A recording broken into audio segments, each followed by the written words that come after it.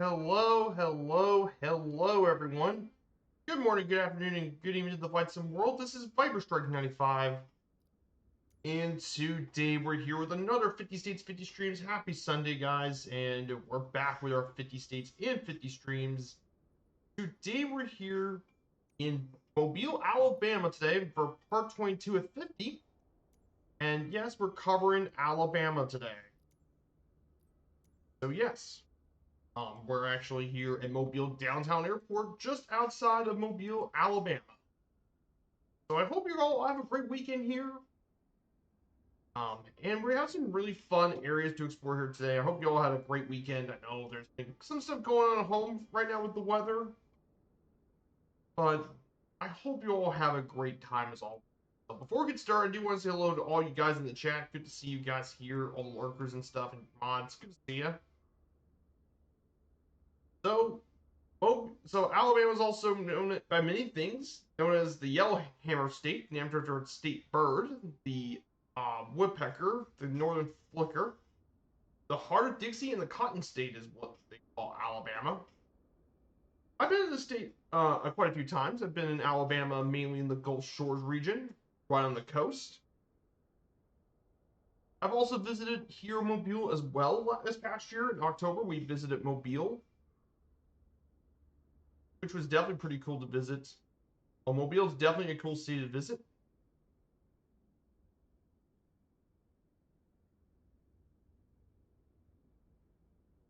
So, some really cool stuff about Mobile, Alabama. So let's go over our flight plan for this morning stream. So let's go over what our flight plan should look like. It looks like this. Here's our flight plan. So it looks like this. We'll fly from Mobile, downtown Alabama. We'll observe the USS Alabama. Then we'll make our way to downtown. Fly around downtown for a bit. Take some pictures. Then we're going to head northeast. And we'll make our way over to Selma for our first stop at Craig Airport. Just outside of Selma, which, by the way, if you guys aren't aware about Selma, you should probably know about Selma's history with the American Civil Rights Movement. This is where they did the Selma Trail, Selma to Montgomery March. And we're going to actually go down this way and visit Montgomery, Alabama, the state capital of Alabama. We'll check out the capital. Before heading up north to our second stop of the day at Birmingham, Alabama Shuttlesworth Airport, we'll check out downtown Birmingham. We'll check out downtown. And we'll make our stop at Shuttleworth Airport. Alabama's largest airport in the state. State's largest airport at Shuttlesworth. Finally, we'll head up north and we'll visit Huntsville, Space City, Huntsville, Alabama. Check out the U.S. Rocket Space and Rocket Center. Before heading up to downtown Huntsville, and then heading up north to our last stop at Huntsville Executive Airport.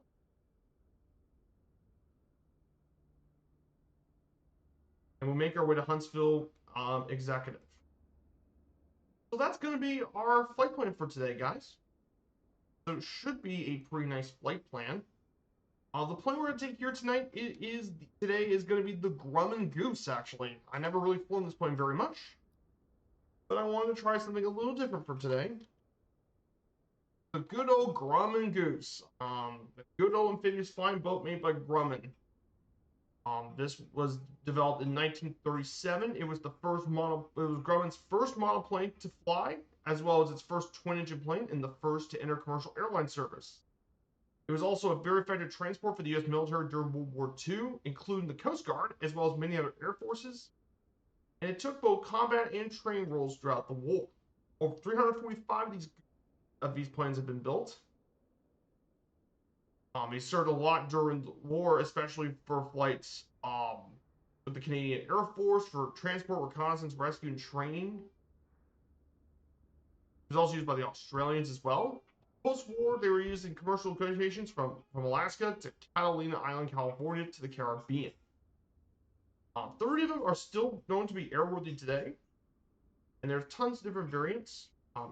There's quite a few both military and civil operators of the Goose. For military operators, the Argentines use it, Australians, Brazil, Canada, France, Honduras, Japan has even used them. The UK and the US are some of the most notable military operators. There's also a lot of civil operators here too. Um, the Grumman Goose was actually used by Alaska Airlines. They actually used the turboprop variant. They used the Goose. Antilles Air Boats for the U.S. Virgin Islands. Superior Oil Company, Ford Motor Company, Gulf Oil used these. Also, Kodiak Airways, Catalina Air, and more operate these things.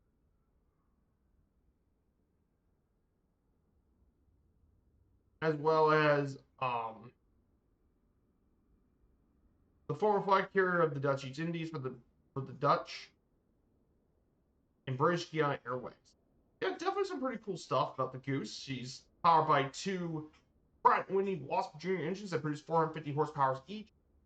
It can go to a cruise speed of 166 knots, range of 560 nautical miles, and a service ceiling of 21,000 feet. So yeah, the good old Grumman Goose.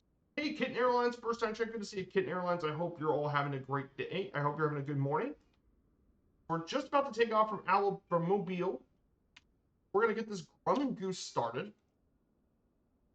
Here. Checklist. See how we get. So all the inspections look pretty good. Did my pre-inspections during the stream. So good. Hello, hello. Battery on. Battery on.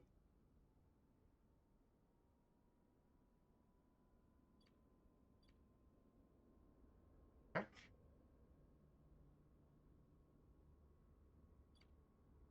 Two. Prop set is okay. They already moved forward. Mixture level levers are going to be set.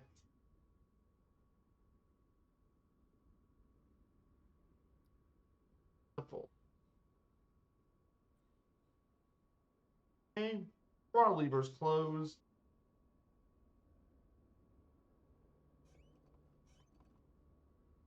Parking brake on. Oh yeah. It's morning for me at least. That's why I'm saying it's morning for me. I know for you it's probably in the afternoon.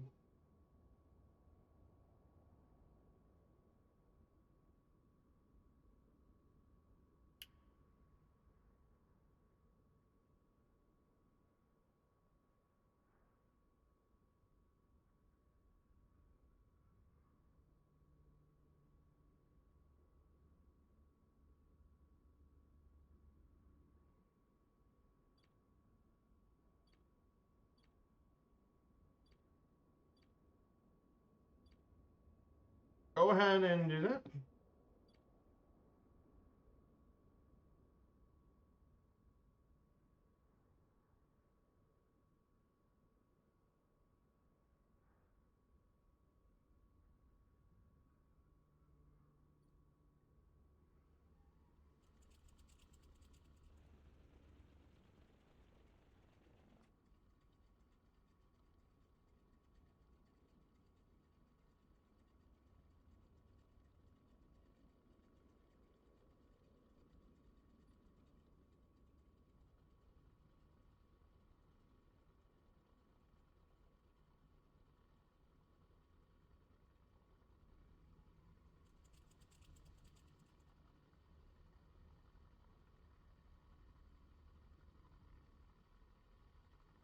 There we go.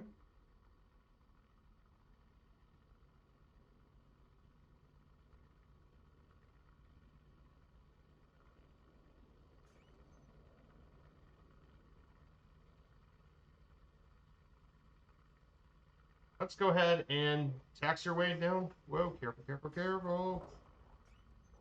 Oh boy.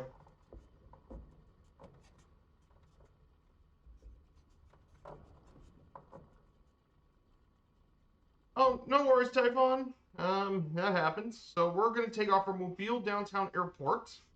It's now known as Mobile International Airport. That's because this is going to be the new main airport that flies in and out of Mobile, Alabama. This airport here is used to be known as Downtown Airport. It was once actually built for Airbus. It used to be where Airbus produced some of their aircraft, but nowadays it's transformed into a main airport to replace the current Mobile Regional Airport. And one of the big reasons they wanted to build the new Mobile Airport is they wanted to turn this one to the new Mobile one is because A, they wanted to be closer to downtown Mobile. The other reason is cost, because the Mobile Regional Airport is very expensive to do some flying and stuff. So that's why they're going to move it here in the city. It was also where some bit of training happened as well during World War II. That is Mobile Airport. Wobble. Yeah, it wobbles. It wobbles with the tail wheel. I don't know. They're about to take off here from Mobile, Alabama. Let me go ahead and lock the tail wheel. So Mobile is the county seat of Mobile County, Alabama. Its population is 204,000 people. This is actually a very historic city here in Alabama. It's actually Alabama's fourth most populous city. Only rivaled by Montgomery, Birmingham, and Huntsville. It's actually the only saltwater port in the States. Its port is actually historically been one of the biggest in the United States. It was founded as by the French, actually, in 1702. And believe it or not, this was actually Louisiana's very first capital, believe it or not. Yes, not New Orleans, Mobile, Alabama was. It's one of the oldest European settlements here in the state. And during its first 100 years, it was a colony of France, then by Britain, then lastly Spain, and then Mobile became part of the U.S. in 1813 by President James Madison of West Florida. Mobile surrendered to federal forces in the Civil War in 1865 after 2 Union victories at 2 forts.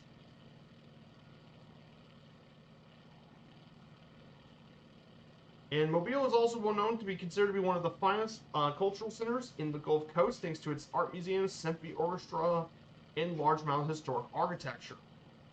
Fun fact for some people that don't know, Mobile, Alabama is actually known for having the oldest organized carnival or Mardi Gras celebrations in the United States, even older than that of New Orleans. And it was first celebrated in the first decade of the 18th century. And it was also host to the first formally organized society in the United States, which is known as a crew. Yes, that's right, Mobile, Alabama. I visited Mobile. It's actually quite nice. It's like a mini New Orleans without as much issues.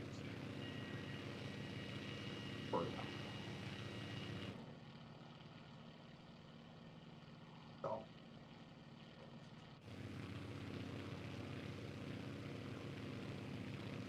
Here it is, guys. Downtown Mobile, Alabama.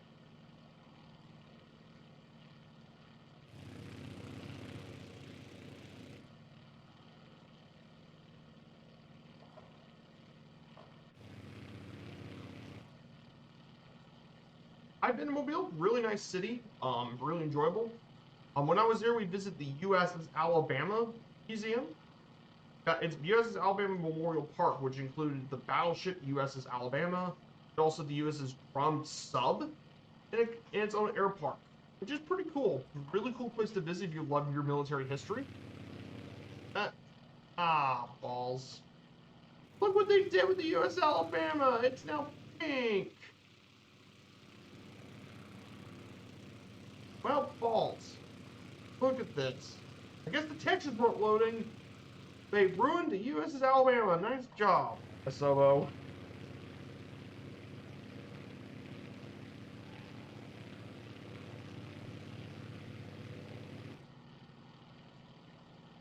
Oh, Sobo.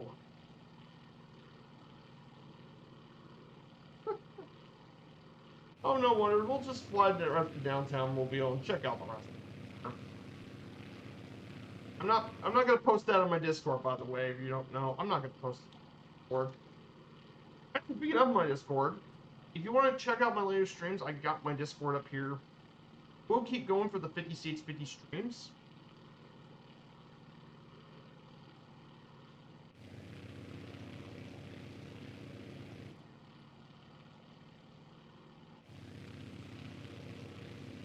Yeah, this is downtown Mobile, guys.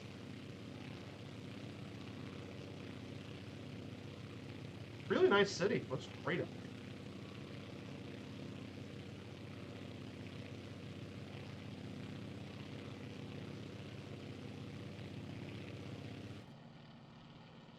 I'll run downtown Mobile for a little bit before we head over to Selma. Yeah, I want to take the goose out today. That's why I want to fly this.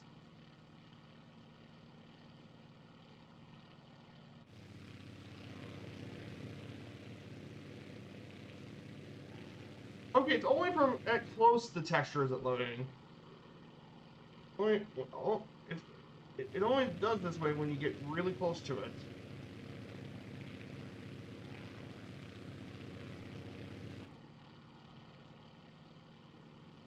Yeah, what a great view of downtown Mobile.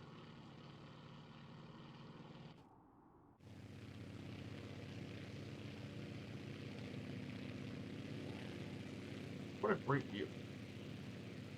But we're going to head up to Selma, and we're going to go ahead and head that way up north.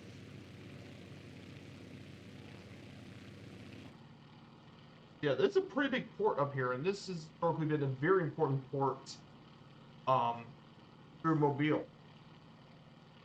A lot of cargo stuff that goes in Alabama, the Mobile port is extremely important. Some other things about Mobile as well to keep an eye on, of course. I think for a lot of people that may not know about Mobile, Alabama, there's also lots of historical houses and other locations in the city. There's tons of historic buildings, lots of old antebellum architecture, including those of its 9 historic districts: Old Dauphin Way, Oak Lake Garden, Lower Dauphin Street, Winecock, Utante Square, Ashland Place, and more.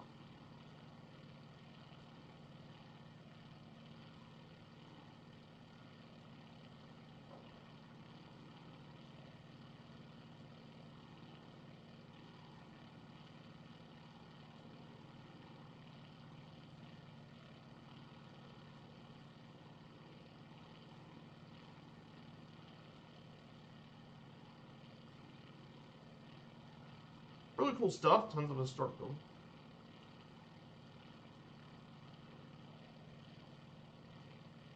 And Mobile is also home to the University of South Alabama as well.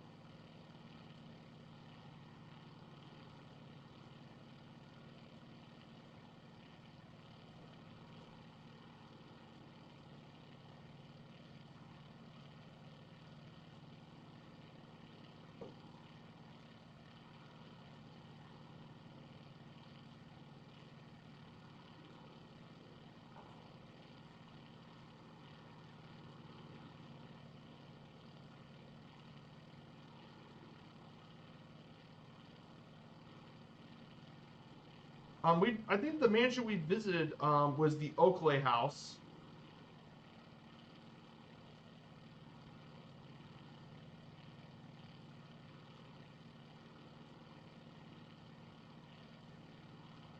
Yeah, that's the one we visited, the Oakley House Mansion.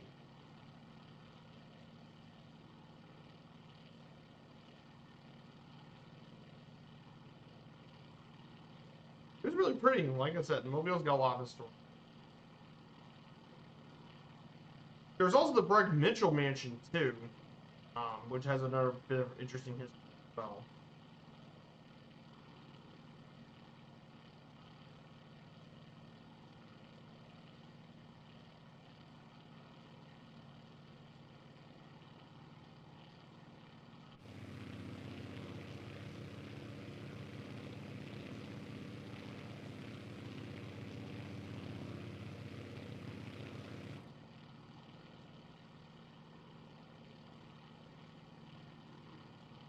There's some pretty big stuff this weekend too. I do want to talk briefly about. So I know for you guys in the UK and stuff, your times have now been moved back a bit now. So you guys moved back an hour. So all the times have now been shifted back an hour. So something that has a 2000 Zulu is now 1900.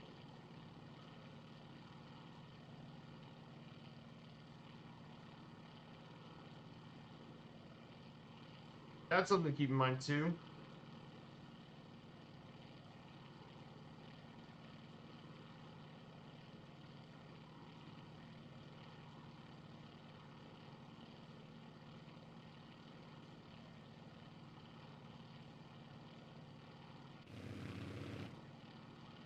Let's talk a little bit about Alabama as we're cruising our way to Selma. We're going to go ahead and talk about briefly about the outline of Alabama.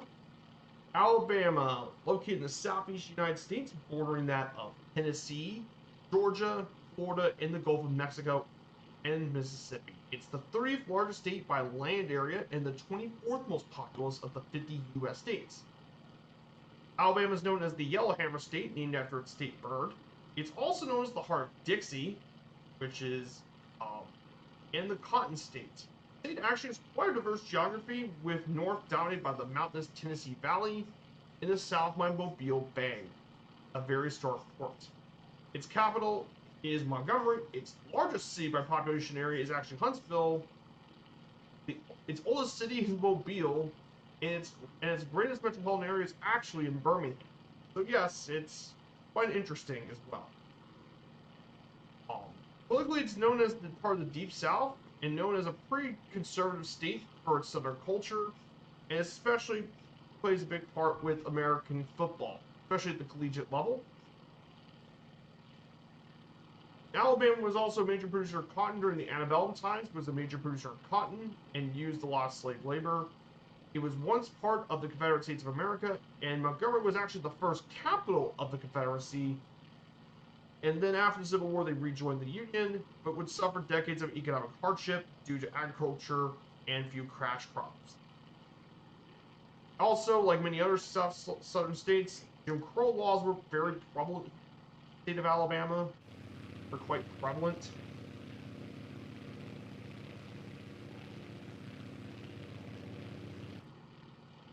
So as a result, Alabama did have a lot of those Jim Crow laws, and of course, Alabama was one of the major focal points of the Civil Rights Movement, most notably the Selma to Montgomery marches that were held in 1965.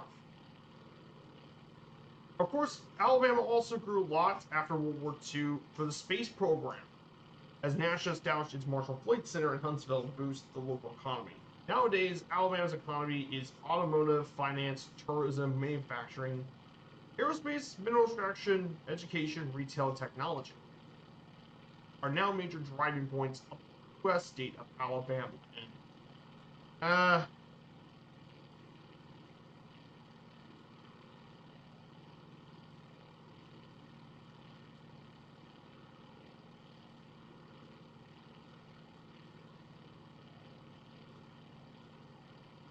yeah, stupid bots.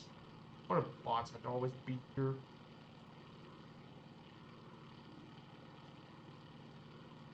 So the history of Alabama could date back to its indigenous people. The indigenous people lived around this area for thousands of years before the Europeans came. Trade with northeastern tribes by the Ohio River began during the Burial Mound period from 1000 BC to 700 AD, and it continued until the European contact. Most of the state was covered by the Agrarian Mississippian culture from 1000 to 1600 AD, and they built, and with one major center built in Moundville, Alabama, the Moundville Archaeological Site. Believe it or not, this is actually the second largest complex of such architecture after Cahokia, which, by the way, we visited on Friday. On our way to Chicago, we visited Cahokia. Other tribes of Native American people living in designated Alabama at the time of contact include the most notably the Cherokee and the Muskin-speaking Alabama tribe, Chickasaw, Choctaw, Creek, Cossati tribes. While part of the same language, the Muskie tribes had their own cultures and languages, very different from the Cherokee tribes. Of course, the first Europeans to actually come into Alabama, to what is now present-day Alabama, were the Spanish. And they came around during the 16th century. Most notably, the expedition of Hernando de Soto passed through Malabia and other parts of the state in 1514. More than 160 years later, the French actually founded the region's first settlement at Old Mobile, which was then later moved to its current site in 1711. Of course, the French lost this. It was part of Louisiana, and was actually Mobile was the first capital. Of course, if you know your history, France lost this territory to the British in the 7 Years' War, and it became part of British West Florida from 1763 to 1780. After the U.S. victory in the American Revolutionary War, then the territory itself was divided between the U.S. and Spain. The latter retained control of this western territory from 1783 to the French surrendering to U.S. forces in 1813. Then it became all part of the United States of America.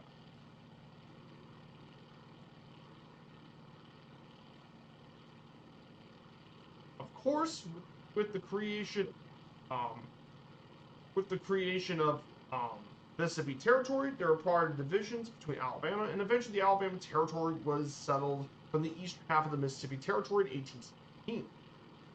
And the first governor of Alabama Territory was William Wyatt Pitt of Georgia. Of course, Alabama was admitted to the U.S. as the 22nd state on December 14, 19, with Huntsville being the first constitutional convention of the state. Originally, the original capital, the state capital, was actually Cahaba, which is now a ghost town. Yes, no one lives in that area anymore, but it was actually the state capital from 1820 to 1825.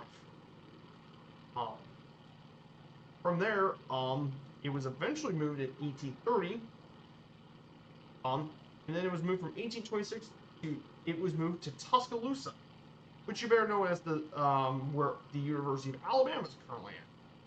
And it was the capital from 1826 to 1846. Then it was moved to Montgomery, and that's the capital of Alabama as it is today, in Montgomery. Of course, Southeast planters and traders from the Upper South did bring lost slaves. With the cotton plantations expanded, and it became known as the Central Black Belt, thanks to its productive dark soil. It was built a lot of cotton plantations, and whose owners' wealth grew from the slaves. In fact, by 1860, population had increased to nearly 964,000 people, in which nearly half of those people, the 435,000, were enslaved African Americans, and then 2,690 of those were color. Of course, slavery was a pretty big contention back in the South those days, as obvious as it, because a lot of it depended on slave labor. And that was one of the main reasons, if not the main reason, for why why Alabama seceded from the Union in January 11th, 1861. It was originally an independent republic, then joined the Confederacy, and believe it or not, its initial capital was actually here in Montgomery, before being moved to Richmond. Of course, Alabama was actually very much involved in the American Civil War. Although there were a few battles in the states, Alabama contributed about 120,000 soldiers to the war effort during the American Civil War. One of those groups, the company of cavalry soldiers from Huntsville, joined Nathan Better's 4th Battalion in Hopkinsville, Kentucky. And their troops are known as the Yellowhammer. It applied to all Alabama troops known as the Yellowhammer. Of course, the Confederacy lost the Civil War, and Alabama slaves were freed by the 13th Amendment in 1865. Alabama was under military rule from 1865 to 1868 when it was restored to the Union. From 1867 to 1874, with most white citizens barred temporarily from voting, many African Americans merged as political state. Of course, that wouldn't last too long, however, because when Reconstruction ended, Democrats regained control of the legislature through dominated by fraud and violence, and officially they segregated a lot of African Americans and disenfranchised a lot of the population with the Jim Crow law.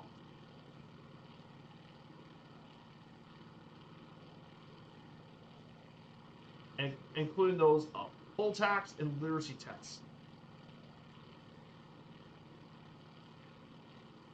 And they passed more segregation stuff, including those public facilities, jails, hospitals, toilets, hotels, restaurants, even bus stop waiting rooms. Well, were segregated.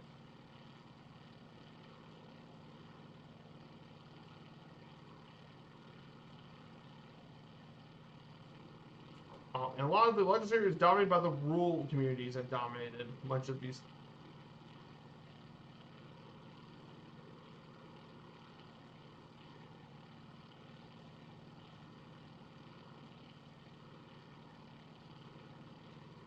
Of course, all the discrimination and lynching still happened, caused tens of thousands of African Americans to leave the state of Alabama and head up north in known as the Great Migration.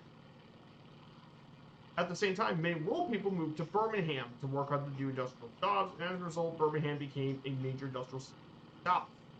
And by 1920, it was actually the 36th largest city in the country, thanks to its heavy mining and heavy industry. Of course, World War II happened as well, and many more workers poured into the cities, especially Mobile, and agriculture became less important over time.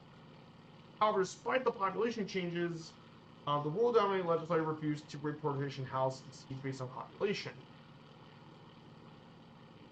Of course, this led to the U.S. Supreme Court cases of Baker v. Carr and Reynolds versus Sims, which did the one-man, one vote for both legislatures. Of course, there was also one other thing that happened, that happened around the same time as representations. You guessed it, the American Civil Rights Movement happened, especially as African Americans continued to press the challenges of the 50s and 60s to end disenfranchisement and segregation in states. Of course, this began to start with the Brown v. Board of Education being overturned that said public schools had to be desegregated, but Alabama was notoriously slow to comply, especially during the 60s under Governor George Wallace, one of the most well-known segregationists during the Civil Rights Movement. Yeah, he's notorious. Alabama was part of major events, including the Montgomery bus boycott, Freedom Rides, and most notably the Selma to Montgomery marches. All of these contributed to the congressional passage and enactment of the Civil Rights Act of 1964 and the voting rights of 1965 by the U.S. Congress. Even though legal segregation in Alabama, Jim Crow customs are still continued until challenged in court.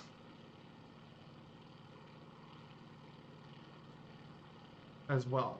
And of course, Alabama also went through redistricting as well based on the new census.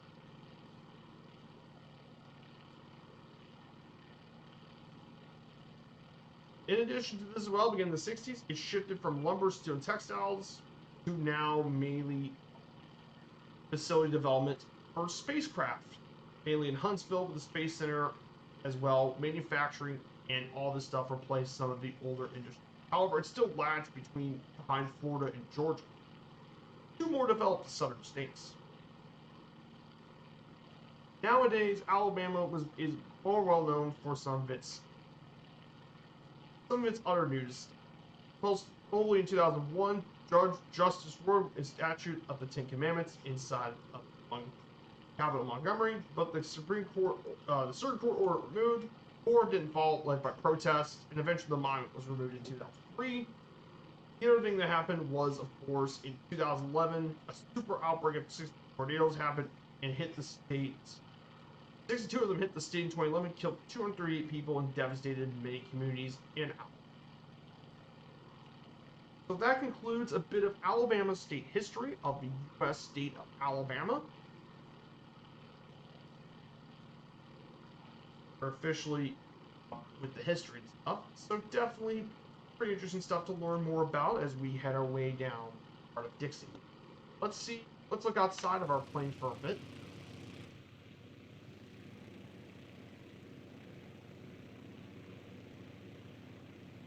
So we have, Espo 420, good to see you.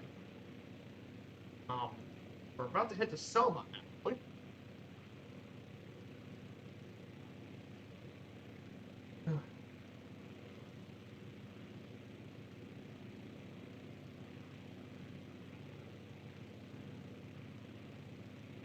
So here's my other page. This is my VODs channel. But this is where I put all my VODs and stuff, so you guys can check out my VODs. Yep, for all my stuff. Yeah, I definitely like flying the goose. Definitely pretty cool.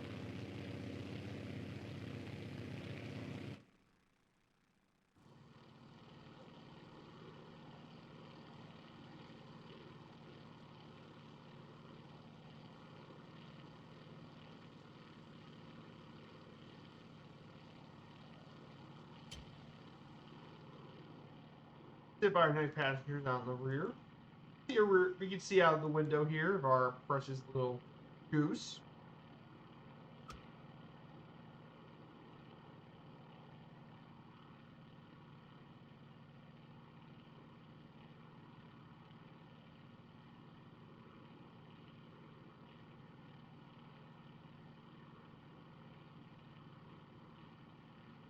Yeah, I've been doing some of the last year.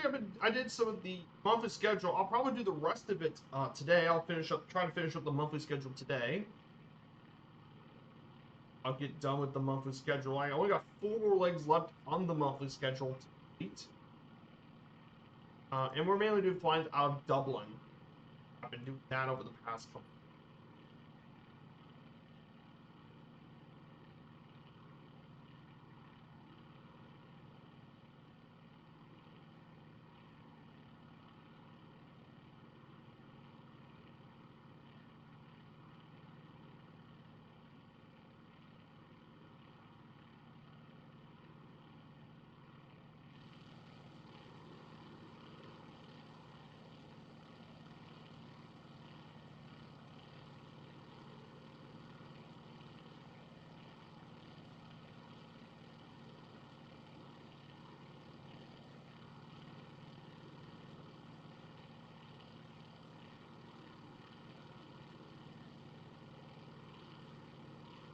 There's some other interesting stuff about Alabama to bring up, of course.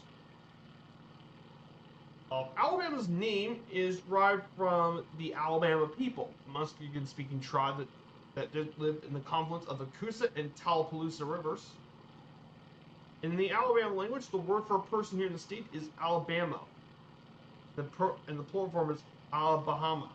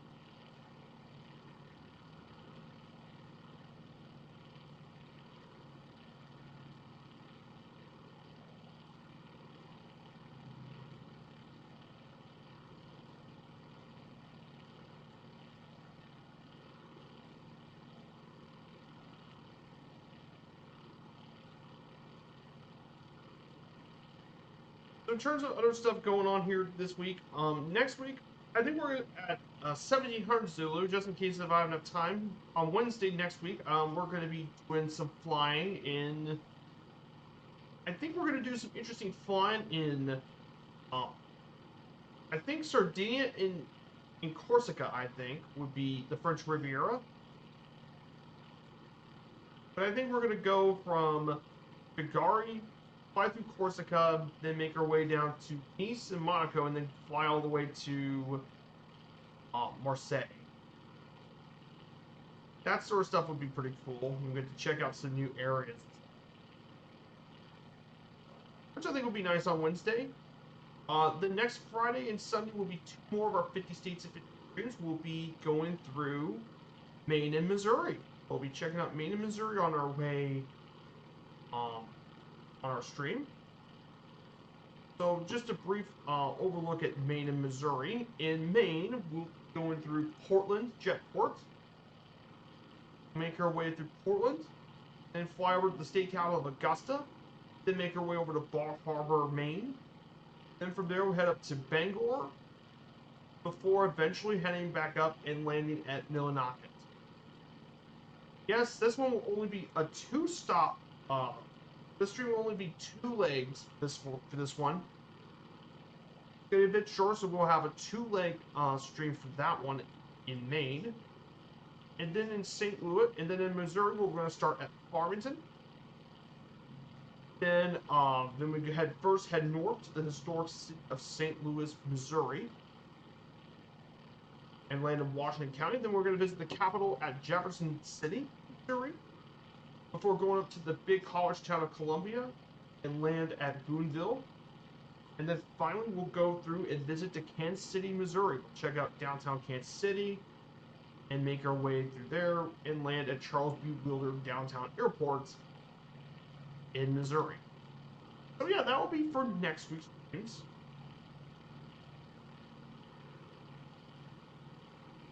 So that will be for next week.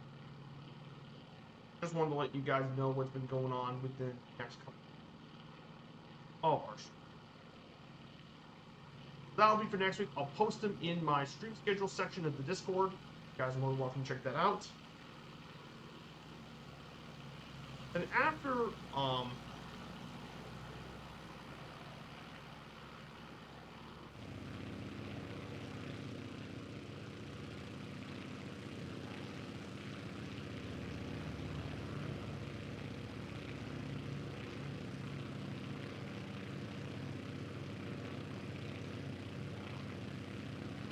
the next one after next week, though, the next two states after being in Missouri, in 2 weeks will be Arkansas and Michigan.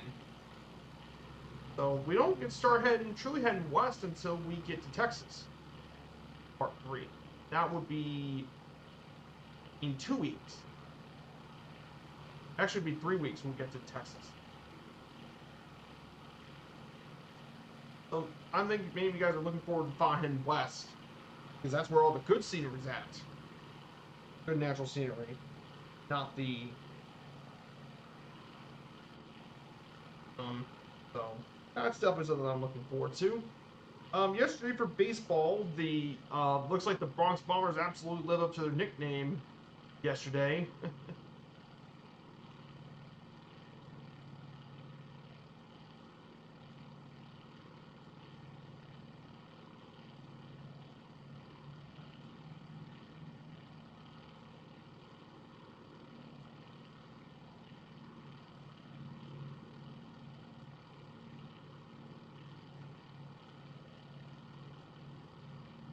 Because, oh boy, they hit 9 home runs last night, yesterday. I mean, the Yankees just poured it on. I mean, Judge hit 3 home runs in that game. It was 9 home runs sold for the Yankees. They absolutely wrecked them yesterday. Big win for the Yanks, of course. They really did live up to their name. They scored 20 runs in that game. 20-9. You think that'd be a football score? No, it's baseball. The Reds won yesterday. Good win for the Reds, beating the Giants. And the Rays did lose yesterday to the Rockies. Going to be an interesting rebuild year for the Rays. But Rays can always find a way. I wouldn't count them.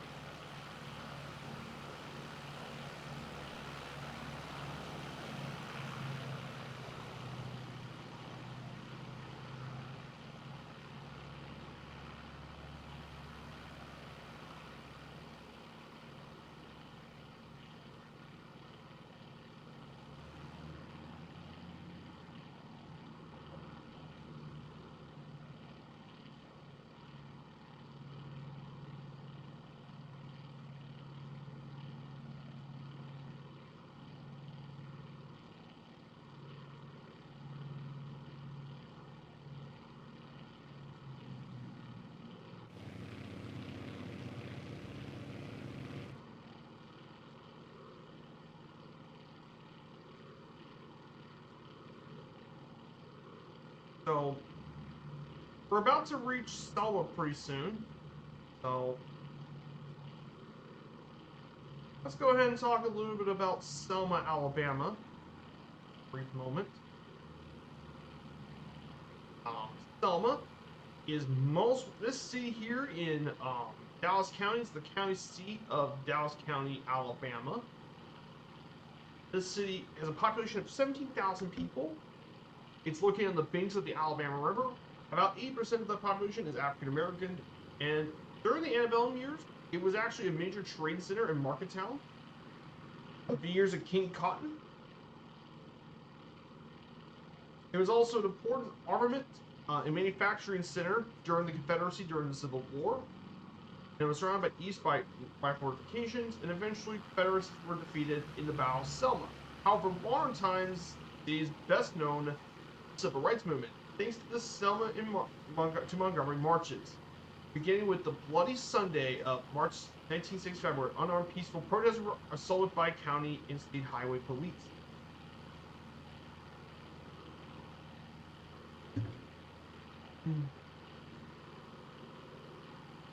Of course, by the Artman at the end of March 1965, an estimated 25,000 people entered Montgomery to protest for voting rights and generate much active attention for justice.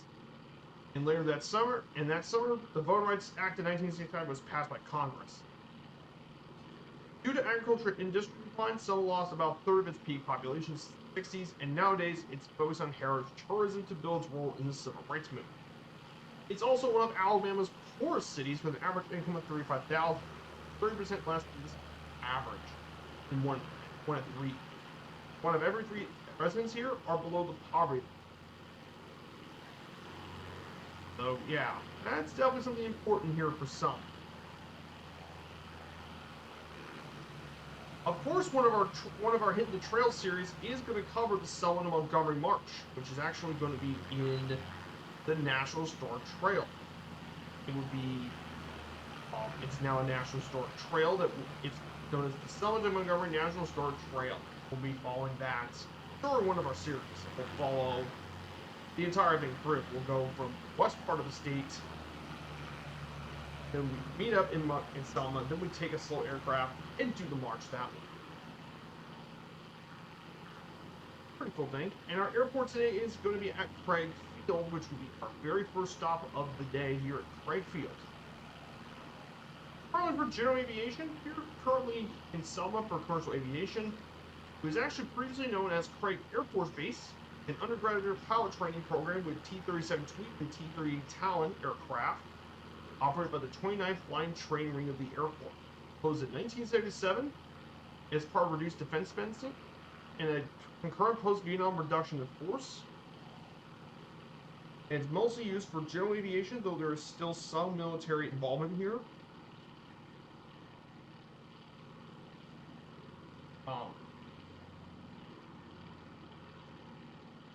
There's currently an elementary school still here around the grounds of this airport. Is actually an elementary school that operates here at the grounds. Of course, well, there's also the Highway Patrol operates its training academy out here too. There's a golf course as well. And unfortunately, this airport never had airline service. It's Old Municipal Airport to have it, but not anymore. So we're going through Craig Field.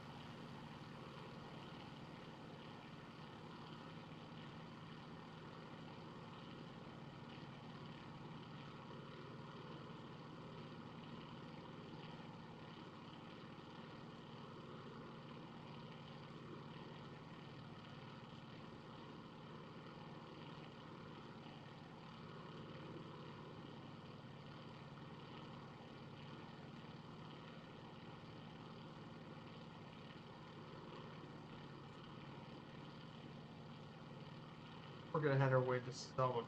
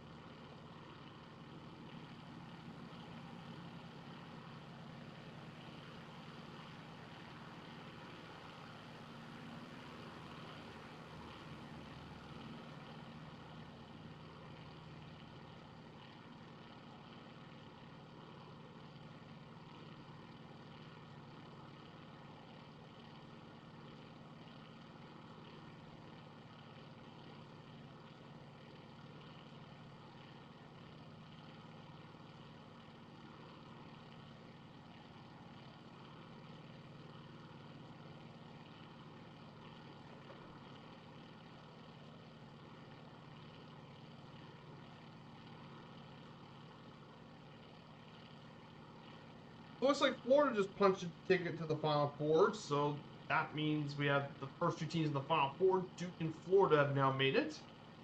Both one seeds, so we have the last of elite games so far.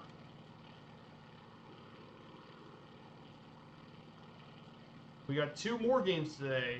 Tennessee Houston and Michigan State Auburn. So who do I think is probably going to win? I think it's Auburn and Houston going to be joining the Final Four, which would be all number one seeds get to survive.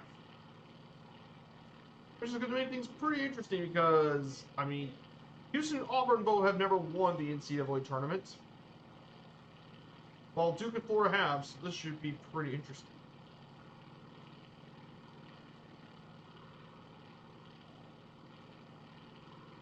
If we go over our tournament game as Houston versus the Houston versus Auburn would have been a really cool one. A different national champion, that would have been definitely.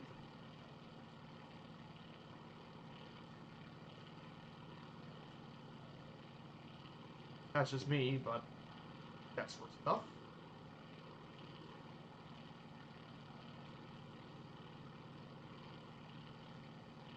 So other sports stuff locally, the bats are now too. The Louisville Bats baseball's finally got started again for the bats. Yes, my local minor league team, minor league affiliate of the Reds, the Bats. They're now 2-0 to start the season. Nice win for the Bats. Beat Memphis 2-0, so they got another win. They beat Memphis 4-1.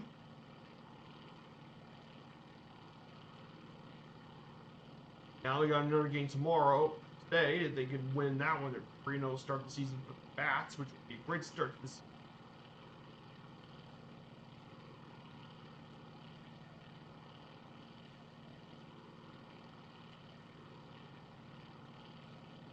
And Louisville City is still victorious again in the USL. Good win for the Louisville City Football Club. They're now 3-1-0. They still haven't lost yet. They're still the only team in the East still remain unbeaten, and one of only two still left undefeated in the entire league. San Antonio's still unbeaten. But yes, Louisville City doing really good this season. What a great start for Louisville City.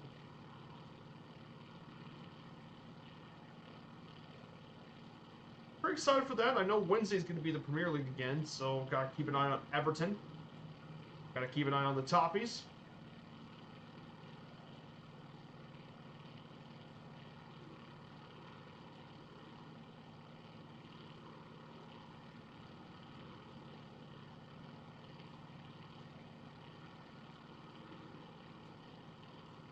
There's the Alabama River. About to make our way to Craig Field.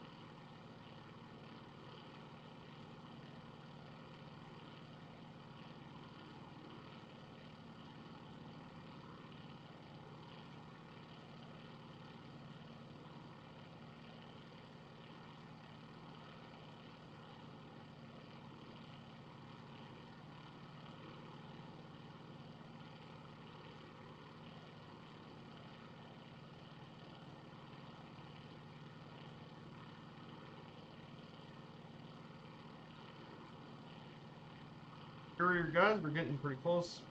I'll depower and then turn off the power, and then we'll make our landing here in Craig.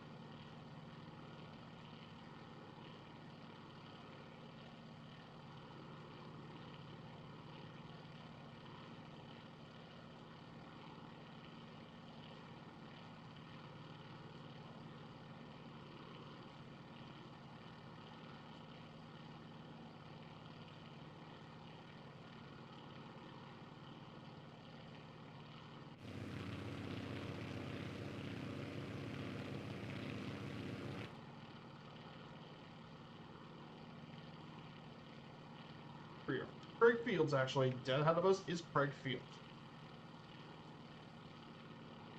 There. So I guess the next game for Louisville City, Sacramento, which is going to be broadcasted. on local TV. It's all the way at 10 p.m. though, Eastern Standard Time. Then we got some home games. The next home game is going to be the U.S. Open Cup. Then Tampa Bay, April 19th, and then 26th is going to be Richmond. College nights at Lynn Family Stadium. Then the rivalry game, May 1st, is the rivalry game with Lexington.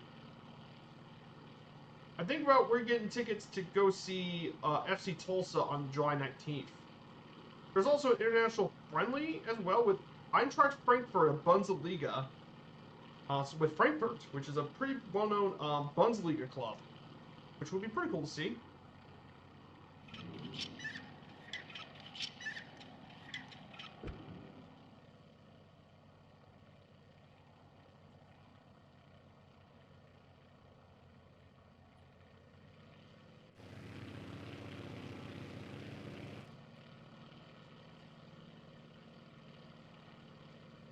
Okay, $20 each for the friendly against Frankfurt.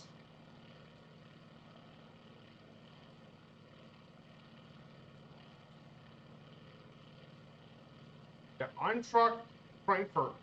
And by the way, Eintracht Frankfurt's one of the big Bundesliga clubs. It's actually tougher in the Bundesliga this season. That should be a really cool little friendly to visit.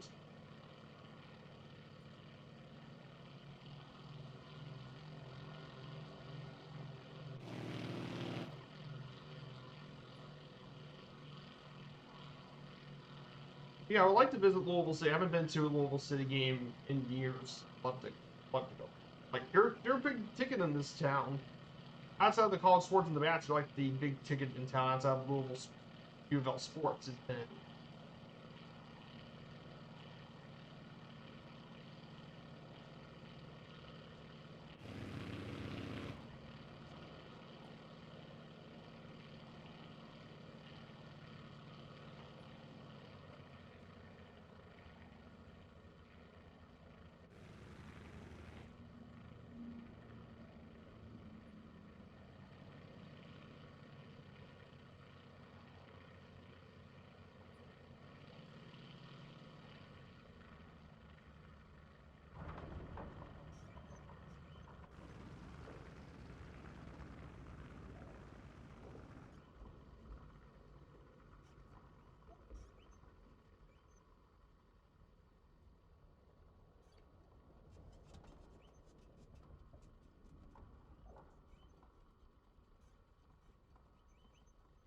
We'll park right here for shortly. Park here pretty shortly, and we'll park here at Selma. So we'll stay here for just about 2-3 minutes as we prepare for the next leg over to Birmingham.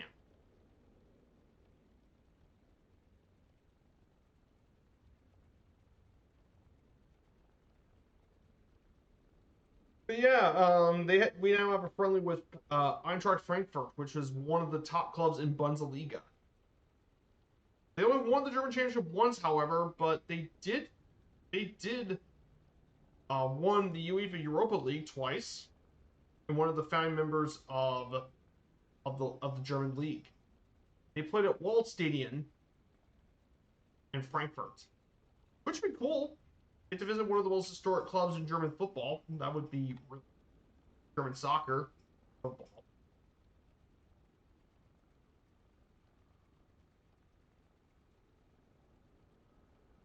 That would be really cool.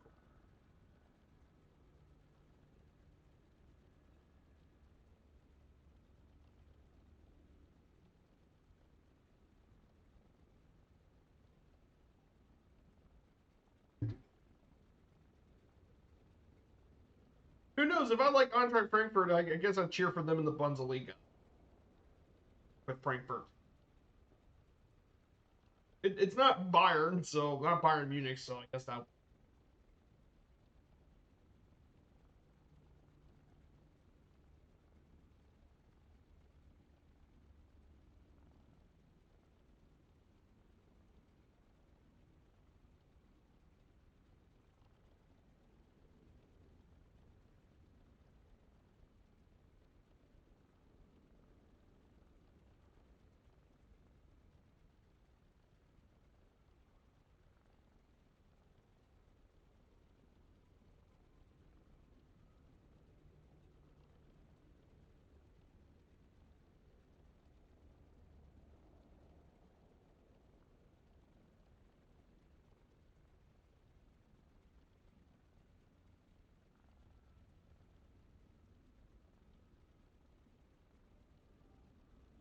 All right, we're going to go ahead and prepare for the next leg. We're going to head out to...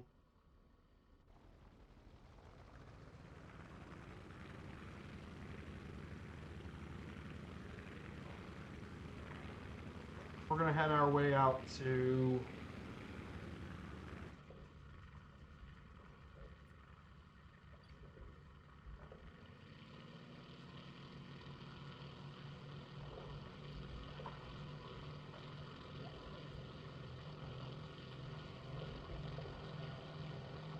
And we're up.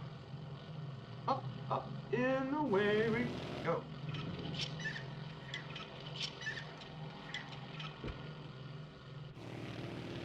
Lower the engine's power. Go out and stop.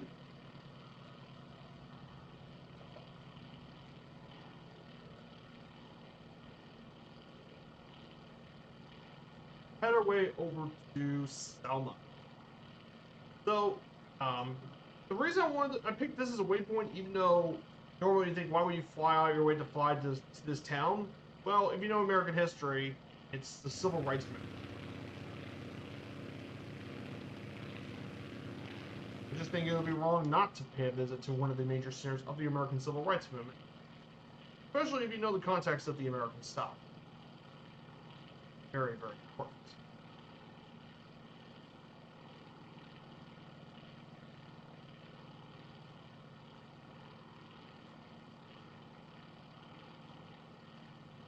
Yeah, apparently Mert's going to be streaming, so we're going to rate him when we get done. And I am one of his admins and for Firefly Air, so yeah, I have to go. And right, fly over downtown Selma.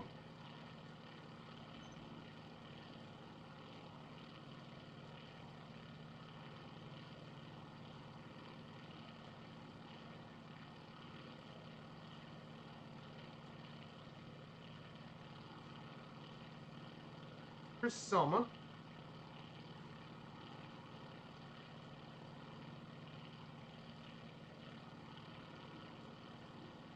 And here's the famous bridge that they did a lot of the bridges from. This is the Edmund Pettus Bridge.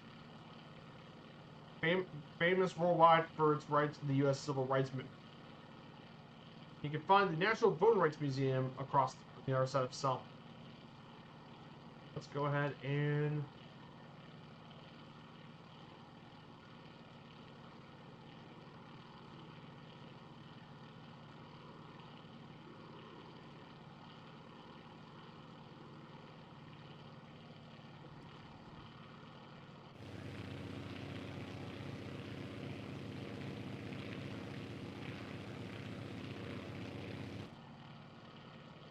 We're going to head to Montgomery right now. Montgomery, Alabama. We're going to head over to the state capital of Alabama. Here in Montgomery. Montgomery is actually the state capital of Alabama. Population 200,000 people. It stands beside the Alabama River. It's the third most populous city in the state after Huntsville and Birmingham. It was incorporated in 1819 as a merger of two towns on the Alabama River. It replaced Tuscaloosa as the state capital in 1846, where it is. It still remained there since. It was also the first capital of the Confederacy and it was moved. And when it was moved to Richmond in the May of that year. In the 20th century, Montgomery was a major center for the civil rights movement, including its own bus boycott and the Selma to Montgomery marches. It also has a large military presence thanks to Maxwell Air Force Base. It also has 3 public universities, most notably Alabama State University. But there's also Montgomery campus of Troy University and a Montgomery campus of Auburn.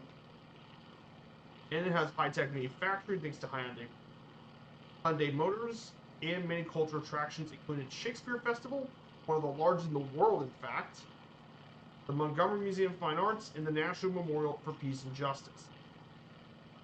And it's also recognized nationally for its downtown revitalization and new urbanism projects. It's also one of the first cities to implement spark code zoning. cool stuff about military base. So Maxwell, which we will be flying near, by the way, Maxwell Air Base is located around Montgomery. It's mainly being used for the Air Education Training Command. It was named after a native of Atmore, Alabama, William C. Maxwell. And it's the headquarters of Air University, and they do a lot of training and stuff. Maxwell. So it's a very large military presence, and with multiple units, including 42nd Air Base Wing, the Air University as well, with different colleges and stuff, the 19th Air Force with Special Operations Wings, Air Control Command. There's also several Army detachments here too, Base Force attachments, and more. And it's featured in pop culture. So it's a pretty notable military base here in the state.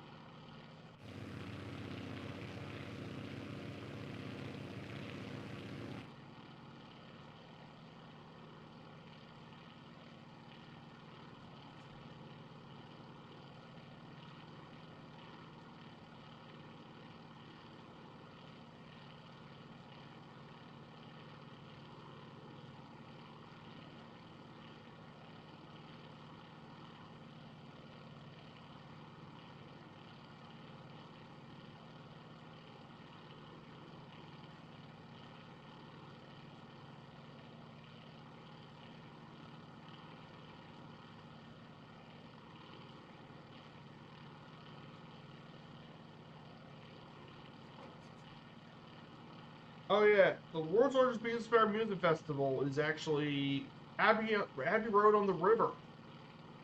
Yes, my local area has the largest Beatles-inspired music festival about the Beatles.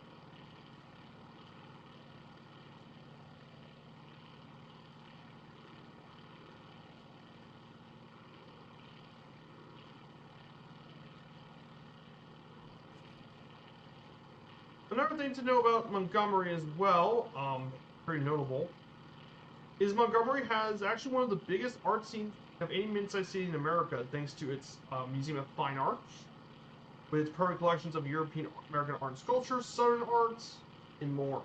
There's also a zoo here as well. They also have a Hank Williams Museum, which contains a lot of his memorabilia. And it's also home to the minor league sports team, the Montgomery Biscuits. Yes. He named the Biscuits. Basically the most delicious sounding team name in the United States. Pretty cool stuff. Cover here.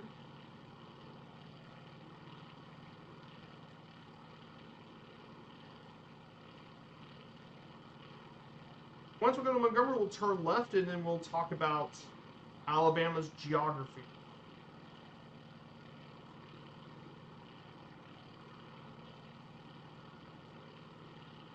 That.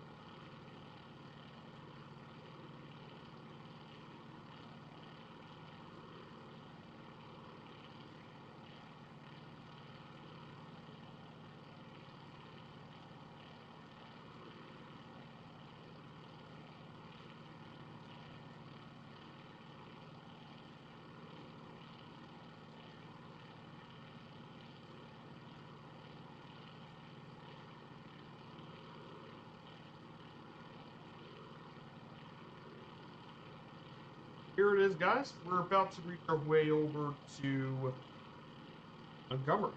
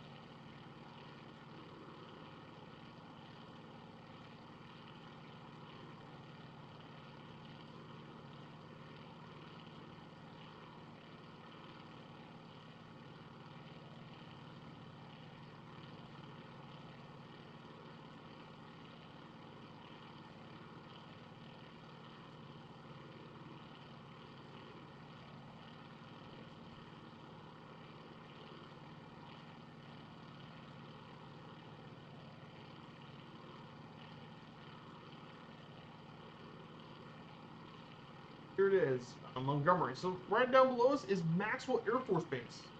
Down below us is Maxwell, a very large and very busy military air base, known for a lot of educations.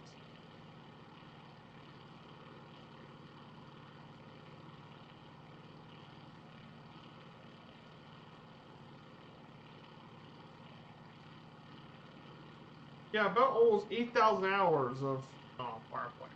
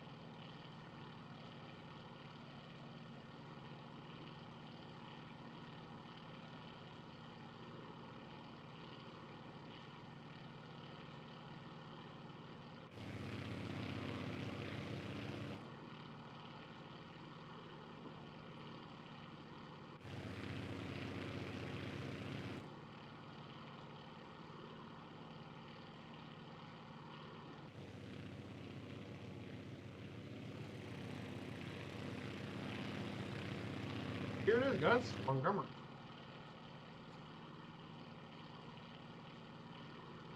State Capitol building's right in the middle.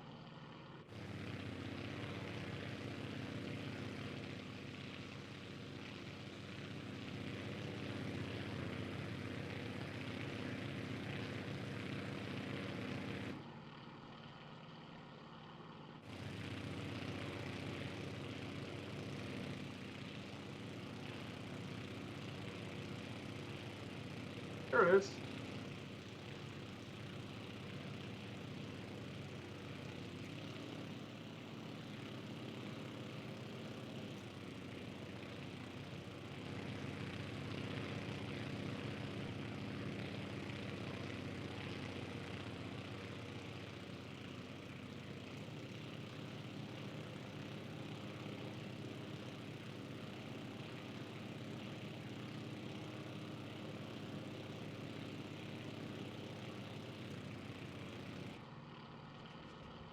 That's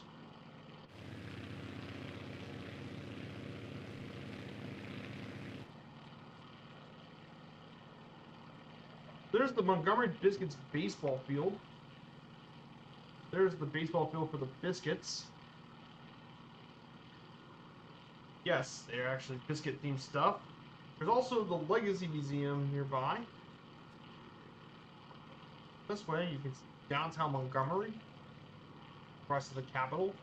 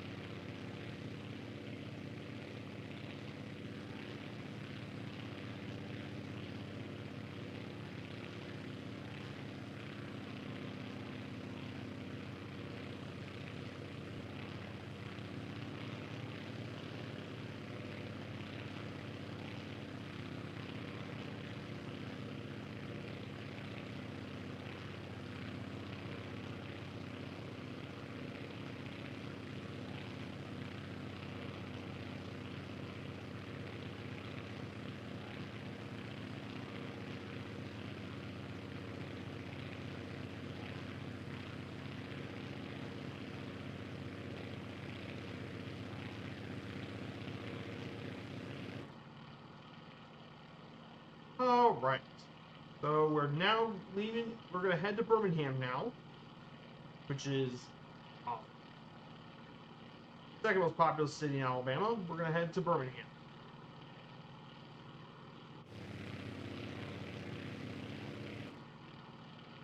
Let's talk about Alabama's geography for a bit as we're heading to Birmingham.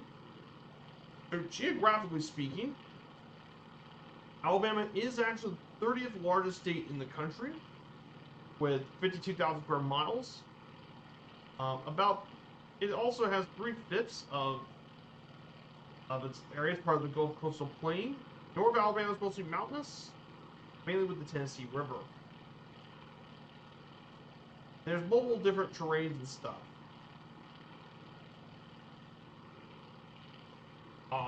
It has it's 4x4 U.S. states. State is classified as humid subtropical as well. Humid subtropical climate as well.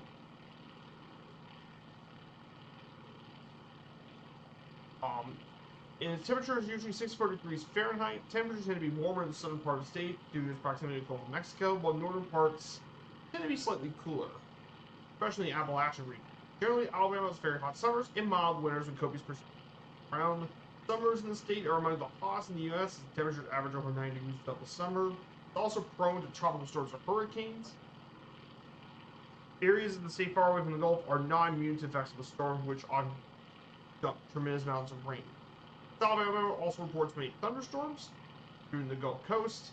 And you wouldn't believe this, but Alabama also suffers from tornadoes because Alabama, along with Iowa and Oklahoma, has the most confirmed F5 and EF5 tornadoes of any U.S. state for a period between 1950 and 2013. Because Alabama actually had more tornado fatalities since 1950 than any other state because of both the 1974 super outbreak and the 2011 super outbreaks caused tons of damage and wreaked havoc on the state of Alabama. Winters are generally mild here. That's pretty much of the southeast United States. In terms of the rest of Alabama stuff to find and some other interesting stuff here in the state of Alabama's geography.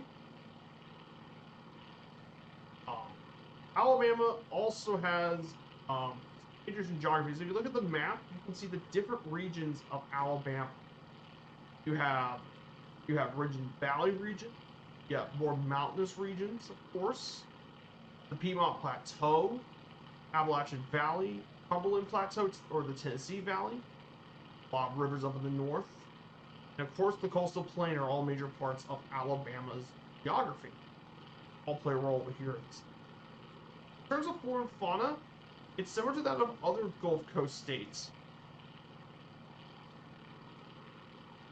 But it also has some unique species. However, especially in the Mobile River, have high amounts of endemism because of the freshwater mollusks and such. Create a high amount of biodiversity here in the U.S. state of Alabama. In Alabama, vast forests of pine constitute the population's state forest growth, as well as an abundance of cypress, hickory, oak, populous, and eastern red cedar trees. In our areas, you have hemlock grouse and southern white cedar. There's about over 150 shrub species, including mountain laurel and rhododendron species. While in the past, plains bison, eastern elk, North American cougar, bear, and deer. So here, only deer still remain abundant. So that means that you can still commonly find bobcats, beavers, muskrats, raccoons, opossum, rabbits, squirrels, and the long-tailed weasel. Poipu and night-banded armadillo are also common. We're also introduced in the state and are quite common. In terms of bird species, you can find golden and bald eagles, as well as osprey, other hawk species. The yellow-shafted flickers, which is the state bird, as well as game birds like duck, turkey, and goose. There's about Alabama is also home to some endangered species, including the Alabama beach mouse, gray bats, Alabama red-bellied turtle, the reptile, humpback whales, bald eagle, and wood stork. So, pretty big parts of Alabama's flora and fauna species. And yeah, there are about 62 mammal species, 93 reptile species, 73 amphibian species, and roughly 307 native freshwater species are part of the state.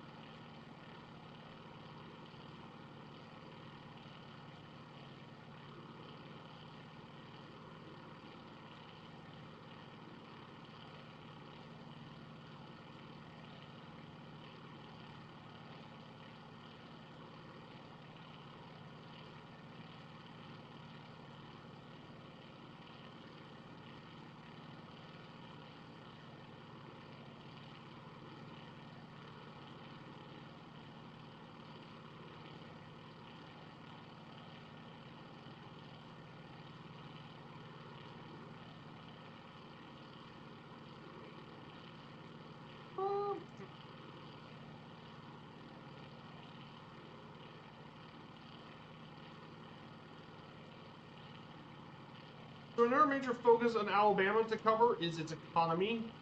It's shifted a lot over the past 50 years or so. Over the past 100 plus years, Alabama's economy has shifted immensely from its agriculture base to now much more on aerospace, education, healthcare, banking, and various heavy industries. By 2006, Alabama's economy is now at 1.5 billion US dollars. In fact, agriculture, which was once the primary focus, is now shifted more to only just 1% of its economy nowadays. Yes, 1%. Alabama used to be much bigger back in the day for farming, and now it's not so much anymore. Alabama, and a great deal of its economic growth tonight has been due to its automotive manufacturing, thanks to the fact Honda, Hyundai, Mercedes-Benz, and Toyota all have manufactured bases here in the state of Alabama. And automobile stuff has really grown over the years, this industry. And its main industrial outputs here in the state include paper, including iron, steel products, paper, lumber, and wood products, but also mining, plastic products, cars, trucks, and apparel. And of course, they also produce a lot of aerospace and electronic products in the Huntsville area, right around the location of the NASA George C. Marshall Space Flight Center. And as a result, Alabama became a major steel producing state in the United States.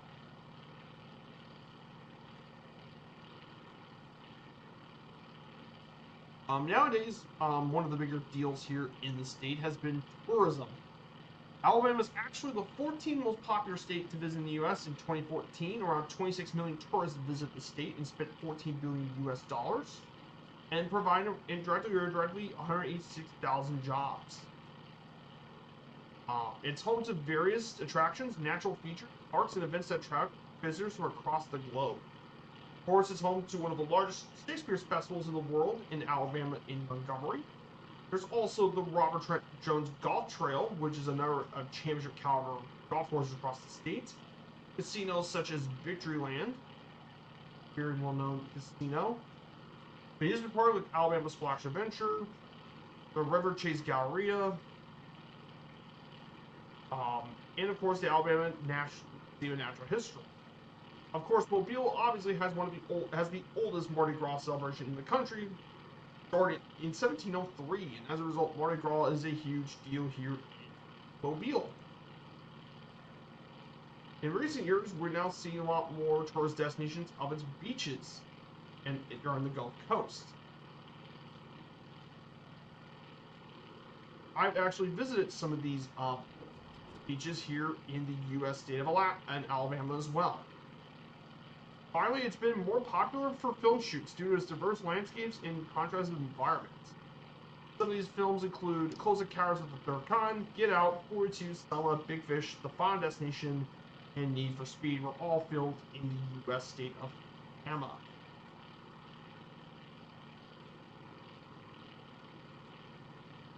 Yeah, pretty big deal here for Alabama to have a bit of popularity. And also its beaches are quite popular too, especially if you visit in the Gulf Coast. You could find Gulf Shores and Orange Beach are very popular areas for a lot of beaches.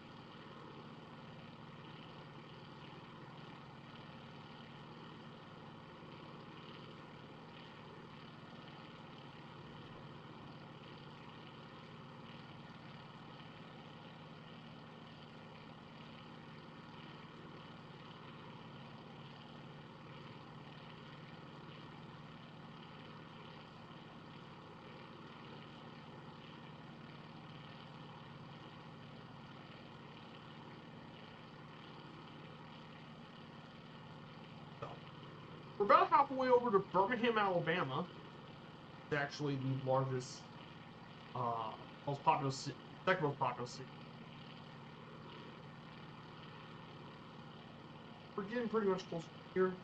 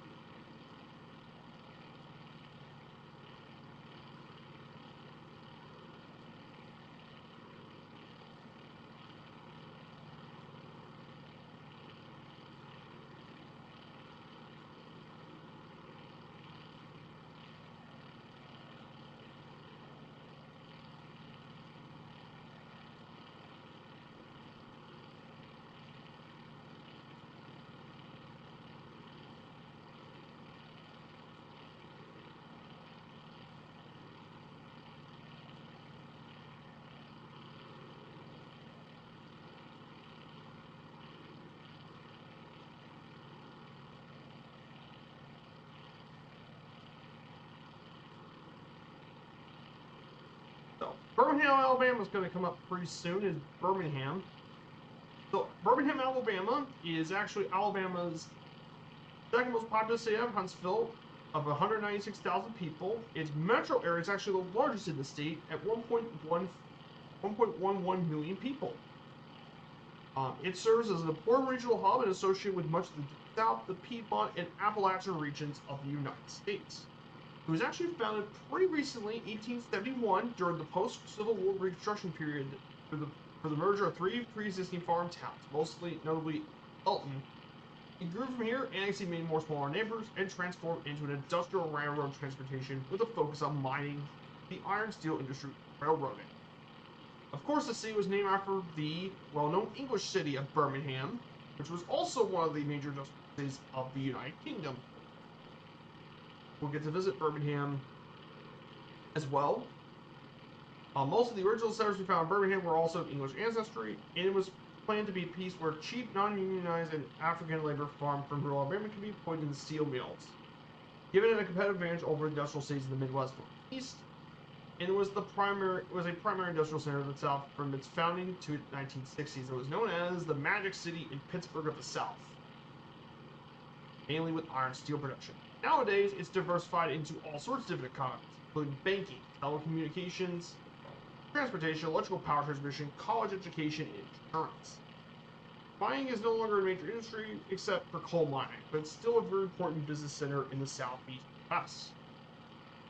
It's also the home of the University of Alabama School of Medicine and University of Alabama at Birmingham.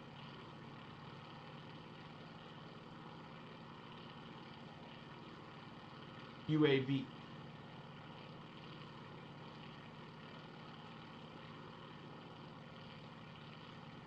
Yeah, Birmingham, major city, major destination here to visit here in the southeast United States.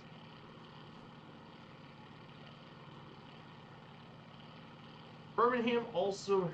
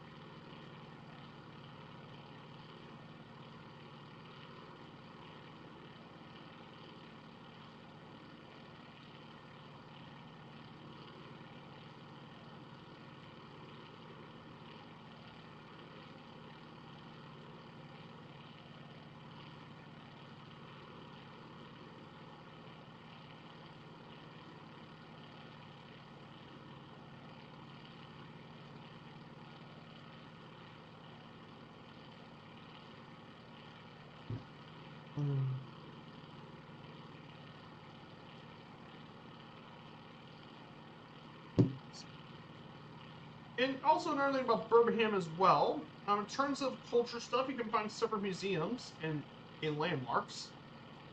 You can find the historic Alabama Theater that was built back in 1927. And it's well known for featuring things like vaudeville, performing arts, Nickelodeons, Hollywood films shown here, and also known for its historic organ. You also have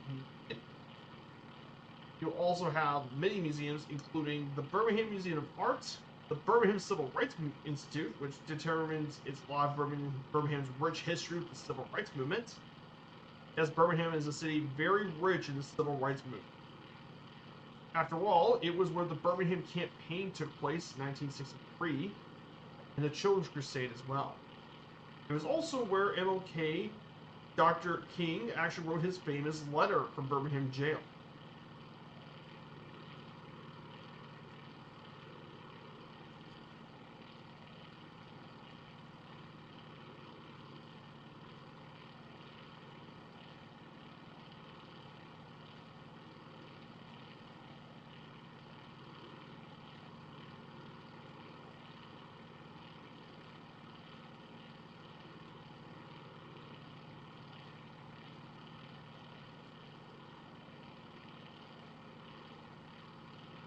Yeah, and Birmingham is also known for sports too. Most notably, besides collegiate UAB, it's also home to the Birmingham Barons minor league baseball team, the historic minor league baseball team. Birmingham Legion Football Club for the USL Championship. The UFL's Birmingham Stallions, one of the founding members of the UFL. The Birmingham Squadron of the G League, a minor league team.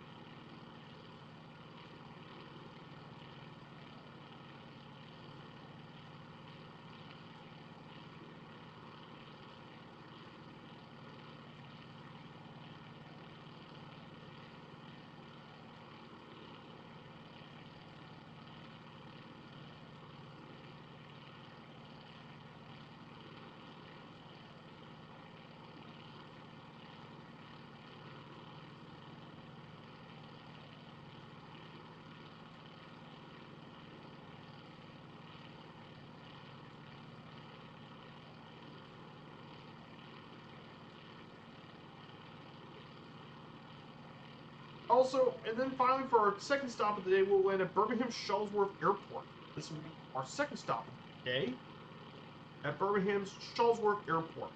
Actually, the biggest airport here in the state, actually. It's the most important airport here in the state, serves more than 3 million passengers a year in 2024, and it's the largest and busiest airport by passenger volume. It was named after Reverend Fred Shuttlesworth, a founding president of the Alabama Christian Movement for Human Rights and a leader of the Birmingham campaign during the U.S. Civil Rights Movement. It's also it's a destination of an international airport with U.S. Borders Customs. There have been scheduled flights in the past to Bahamas, Canada, and Mexico, but not anymore. It's also home to the Southern Museum of Flight that operates on the property, though there are attempts to plan it to build a new site near Barber Motorsports Park. The airport's been around since 1931 when it opened. It was used in the World War II as for the U.S. Army airfield for mainly with that. However, it was mainly used for a lot more commercial purposes, the southern half of the U.S.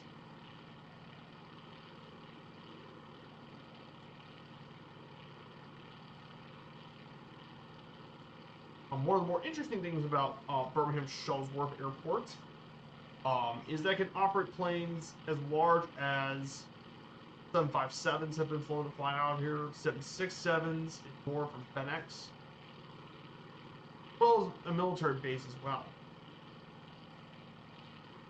Currently, this airport flies to destinations such as Charlotte, Dallas, Miami, Chicago, Philadelphia, Washington, D.C., Atlanta, Detroit, New York, Baltimore, Las Vegas, Nashville, Detroit, Fort Lauderdale, and more. So it's mainly used as a main for the southern half of the United States. Yeah, Birmingham, Shuttlesworth. The most important commercial airport here in the state.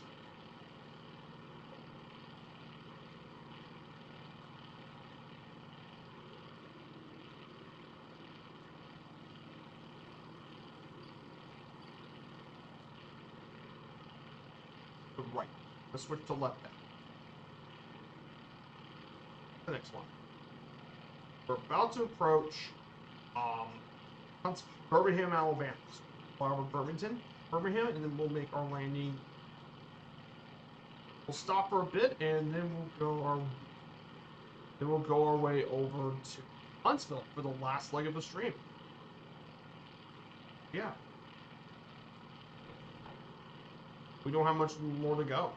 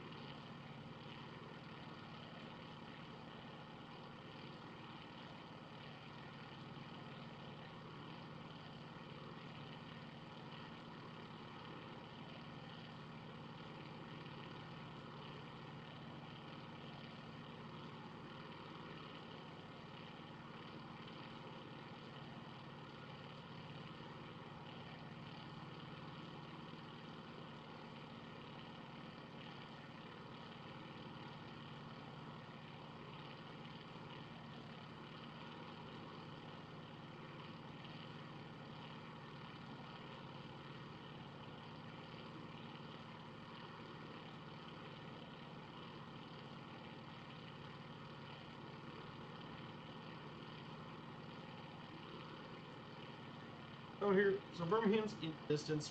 Make our lane here soon. We'll fly around downtown first for a minute or two. Fly around here, and then make our stop at Shawsworth. That would be our second stop. Then we got one last leg, so that would be.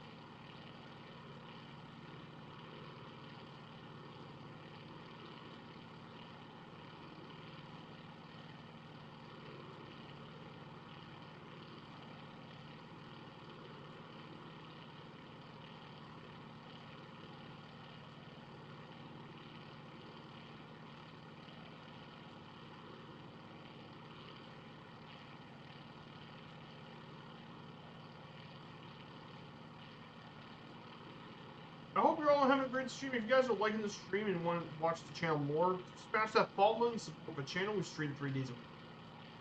Wednesdays, Fridays, and Sundays here on Twitch. We're about to make our way to Birmingham.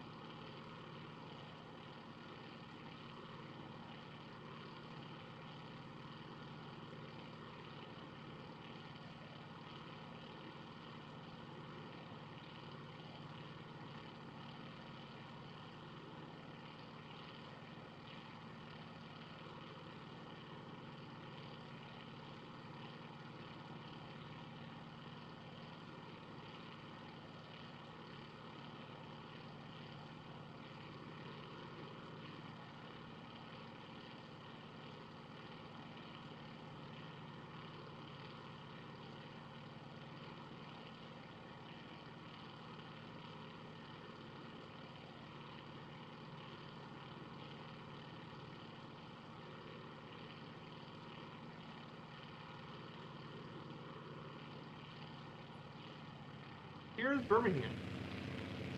Big old Birmingham, Alabama.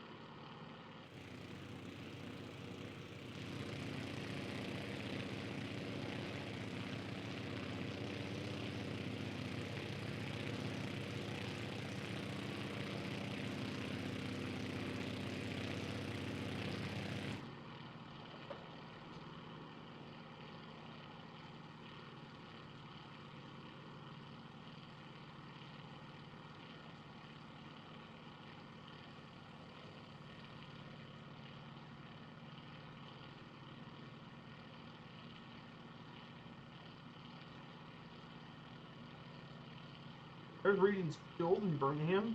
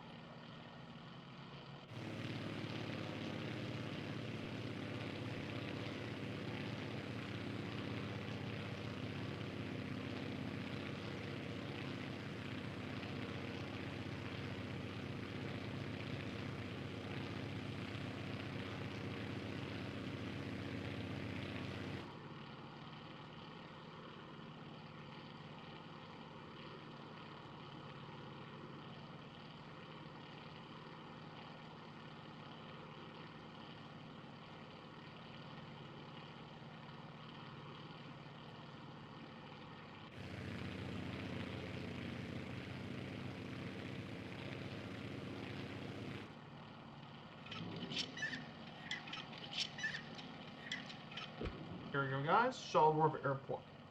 Welcome to Birmingham, everyone.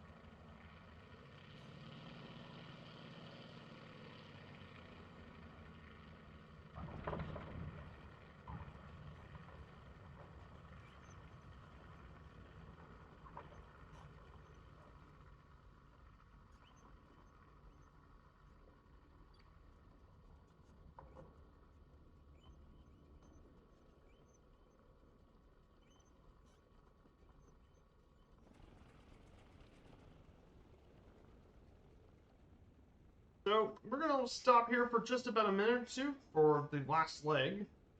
So we'll have one final leg left to go on today's trip, and that will be um to Huntsville.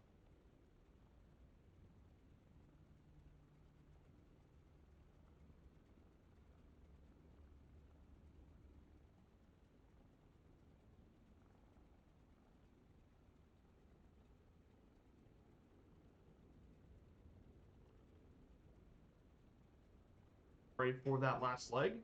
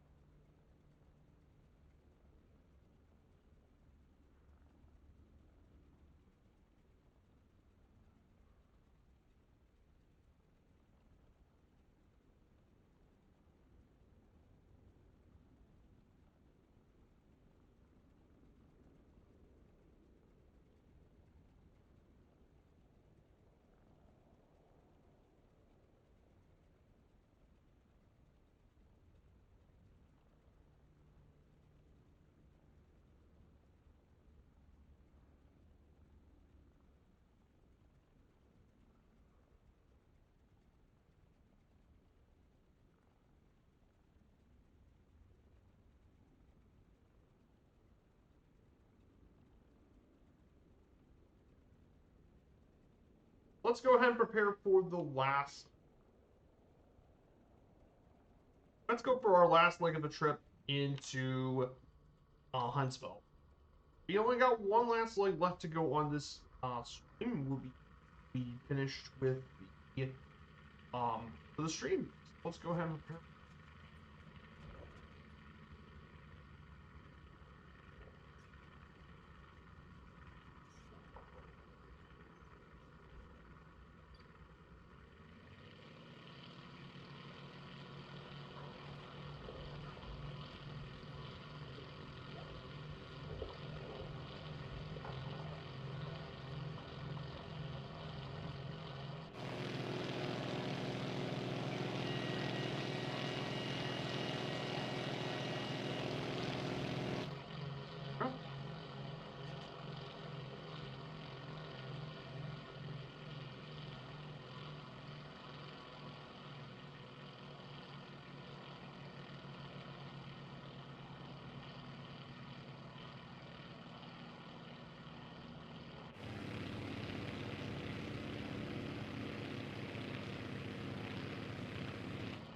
We're gonna go ahead and this way.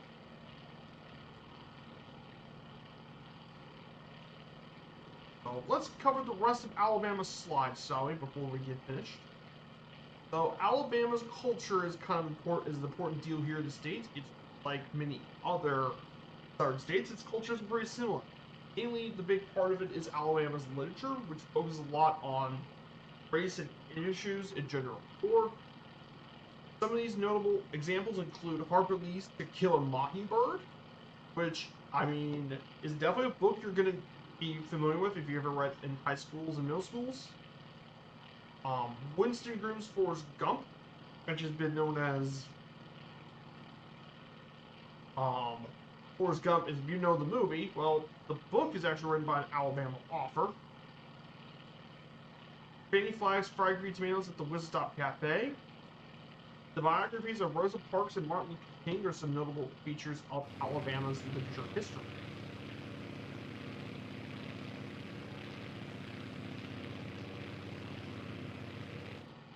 Are some major parts of Alabama's literature.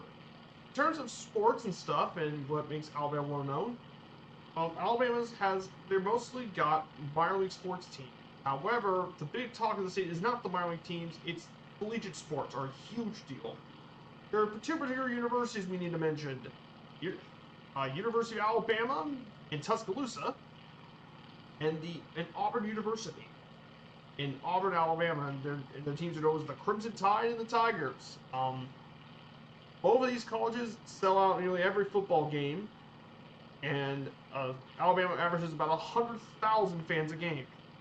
Yes, every Saturday in fall. Of course, these two teams are also huge rivals too. They play in the game known as the Iron Bowl, one of the most intense collegiate sports rivalries in the United States. It's basically the southern equivalent of the Ohio State-Michigan game. It's the southern U.S. equivalent to that, because they're both the most important days in the calendar for Alabama and Auburn sports fans.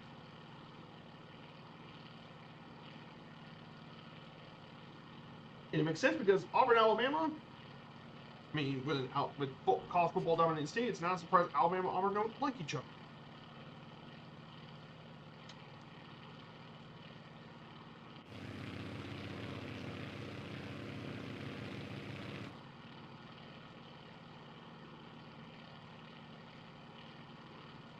They don't like each other. There are so many notable games, notable results.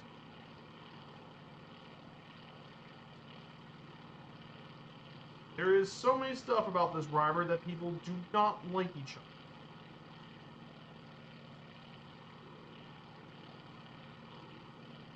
Really don't. Other sport events here in the state include the Talladega Motor Speedway, which is actually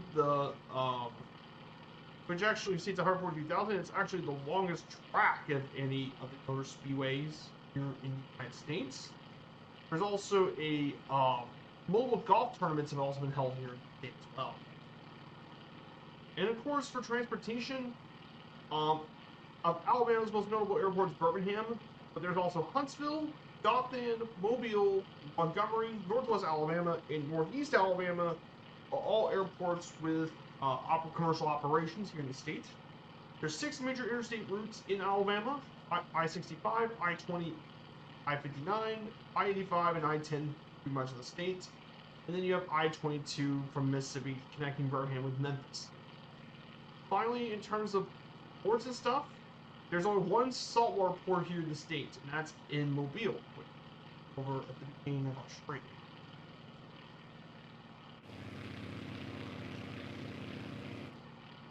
So, that is the only major part of its transportation. And of course, there's some riverways that go through across the Tennessee-Tumbleweed Waterway, connected through the Mobile Riverway. So yeah, that's it for Alabama topics. So let's cover some fun facts while we head our way over to Huntsville.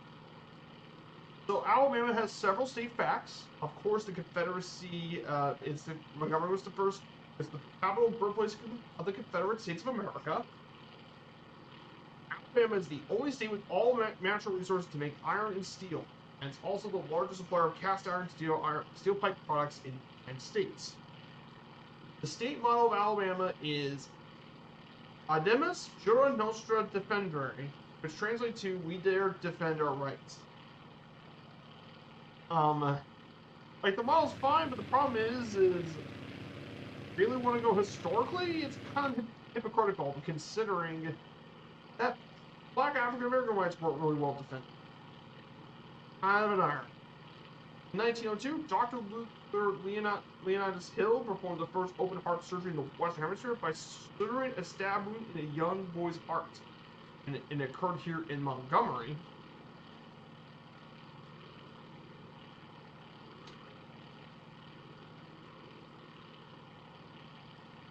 And in Fort McClellan, you have the U.S. Army Chemical Corps Museum, which features over 4,000 chemical warfare artifacts in Fort McClellan. And finally, most importantly, at the Battle of Mobile Bay during the U.S. Civil War on August 5th, 1864, Admiral David Farragut issued his famous command, "Damn the torpedoes, full speed ahead." Yes, his famous command, which you hear a lot in pop culture. He was said here in Mobile, Alabama.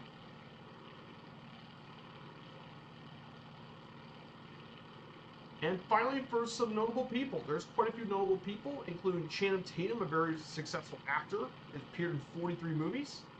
Of course, Henry Aaron, who broke Babe Ruth's career home run record for 33 years, was a Major Gold Glove winner and an MVP winner, along with many other accolades. One of the greatest baseball players ever. Jesse Owens, a very famous track athlete who gained international fame, setting 3 world records in 1935, and won 4 gold medals in the 1936 Olympics. And he was the highest ranked athlete in the sport in the 20th century, according to ESPN. And finally, Rosa Parks is actually born out of Tuskegee, Alabama, the mother of the freedom movement, and she was pivotal in the fight against racial justice, which gave up her seat to when she refused to give up her seat to a white man, which was expected from black people, and that ultimately kickstarted the entire U.S. civil rights movement to even begin with. So yes, those are the famous people of Alabama. But there's actually more too. While the list document did contain several people, there are some notable other people from the state of Alabama. Those include Charles Barkley, he from Leeds, Alabama, and you know him as one of the great basketball players of his era, especially as a great scorer and rebounder. He even took home an MVP honor in 1993. Of course, you also have Nat King Cole, born in Alabama. He's actually from Montgomery, very famous guy. Of course, there's also the infamous Bull Connor. For infamous reasons, Bull Connor was one of the most notorious segregationists and opponents of the civil rights movement of any person there. And there have been some very famous, infamous people, but Bull Connor was one of the most infamous. Mentioning it.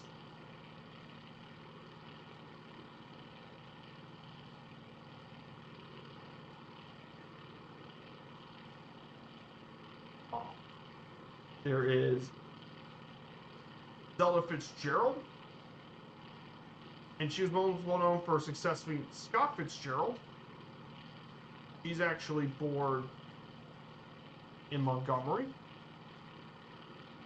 There's a lot of famous people here in the States. Taylor Hicks, Bo Jackson, born from Bessemer, one of the great multi-sport athletes. Bo Jackson was born here. Lots of well-known football players have been born in Alabama.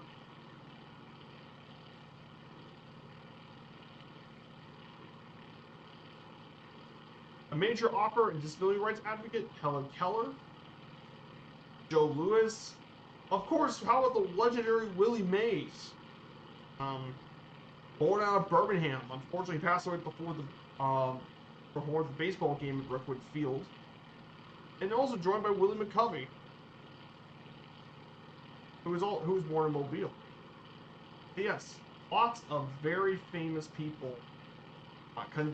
Condoleezza Connie Rice, or very well known former Secretary of State, former Lionel Richie, very successful singer and such. Don Sutton, Bubba Wallace, DeMarcus Ware, Hank Williams, of course. Let's not forget him. Williams. Yes, lots of famous people from the U.S. state of Alabama. Just to name many of the people here from the state.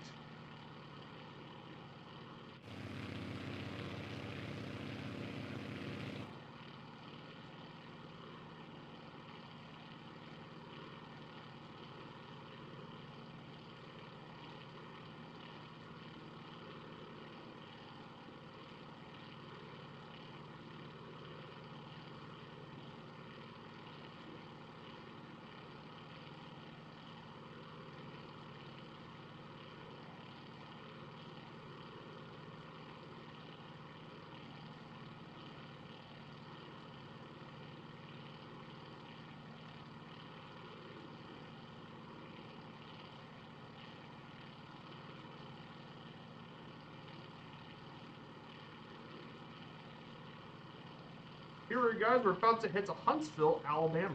Huntsville will be coming up very soon.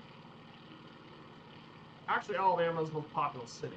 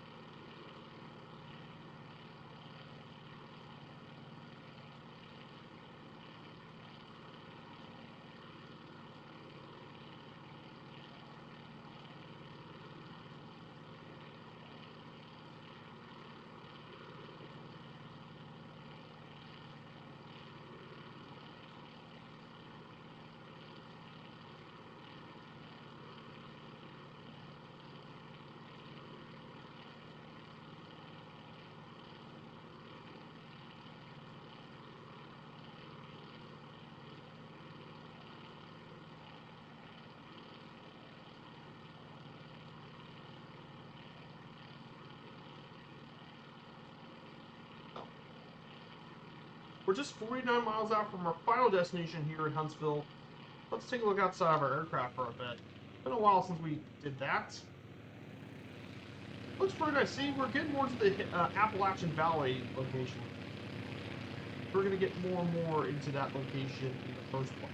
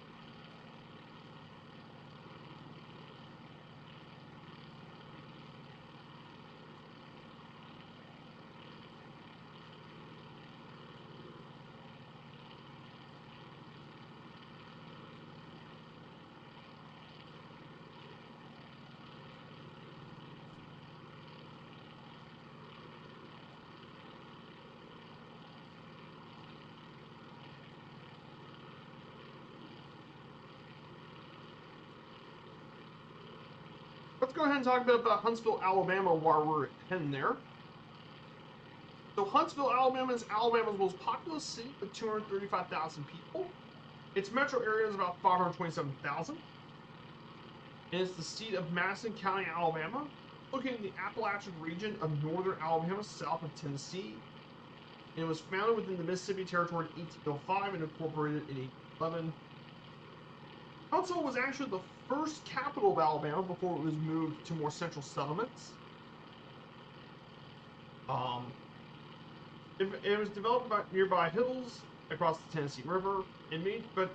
But Huntsville didn't really grow until post-World War II, thanks to the U.S. Army establishing Redstone Arsenal with the chemical weapons plant-related facilities, as well as rocket, especially with the space race, with NASA's Marshall Space Flight Center, U.S. Army Aviation Missile Command, and the FBI's Operational Support Headquarters, all located within this area. That's why it's nicknamed Rocket City, because it is a big part of Alabama nowadays. Of course, historically, Alabama, this city was most well known for originally it was cotton and plantations with railroad. The event in cotton gin helped grow a lot of this area, especially with slave labor, and it was heavily involved in slave trades in the factories on cotton plantations, mills, and textiles. Then, post-World War II, post-Civil War, it's moved more to textile mills. Then, once industry declined, then it was transformed into military stuff with space and aviation, and also with modern industries as well.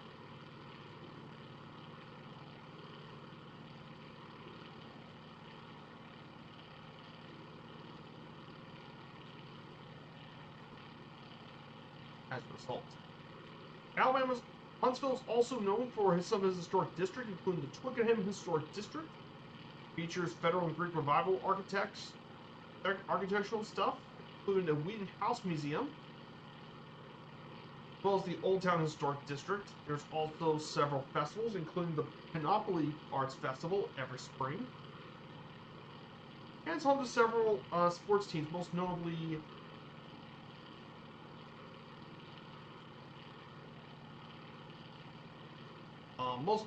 the minor league team, the Trash Pandas. The Rocket City Trash Pandas in nearby Madison.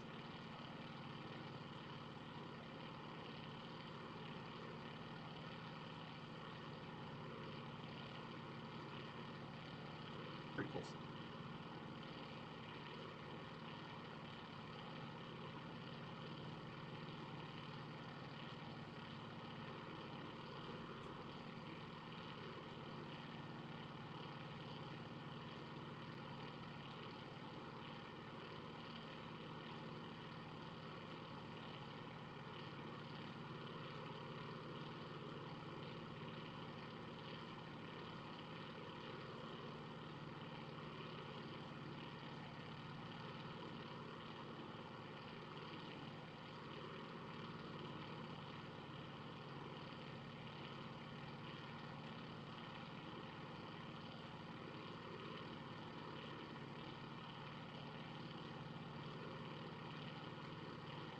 So,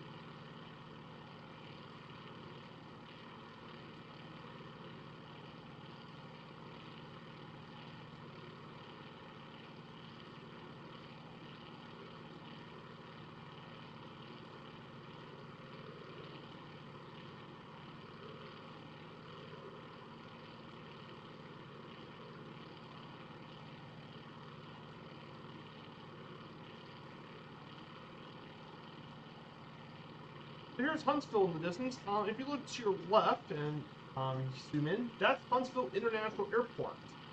That's the main airport serving the Huntsville area. Kilo Hotel Sierra Victor.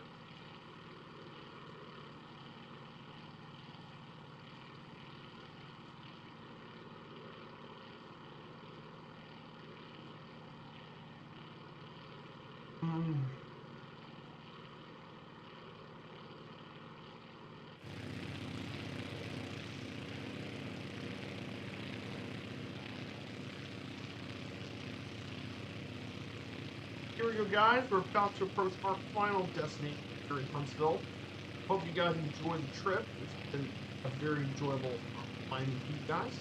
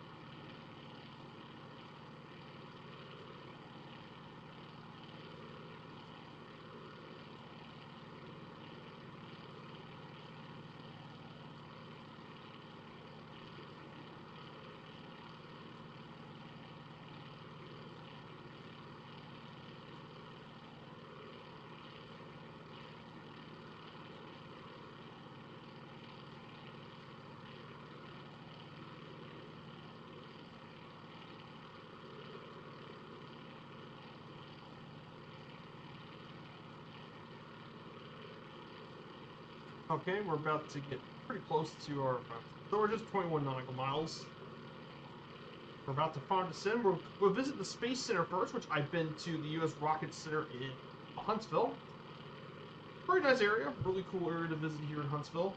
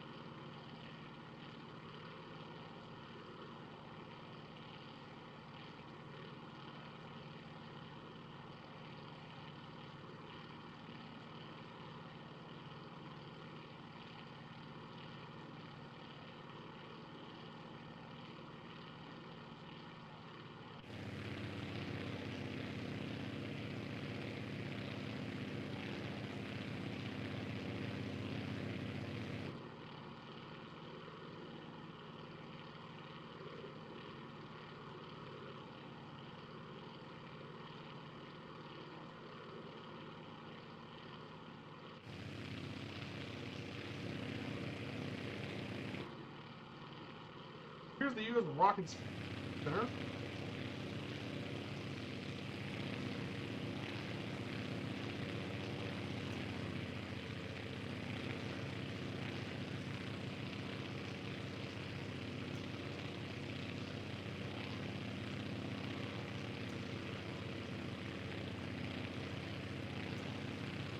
Oh, the spacecraft, guys.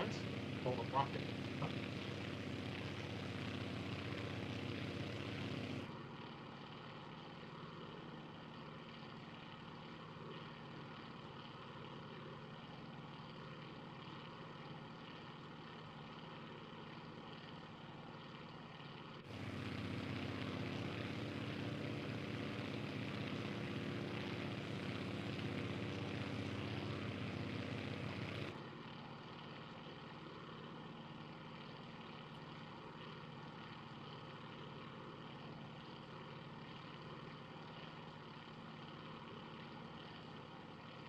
Well, about to finally reach Huntsville, Alabama, then we'll turn left, make our final landing here at Kilo Mike Delta.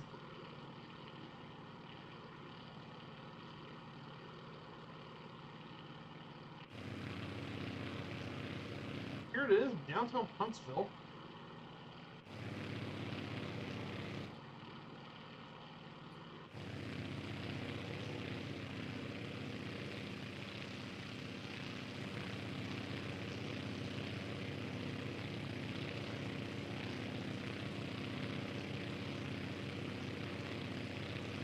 All the hill stuff, yeah, that's part of the Appalachian.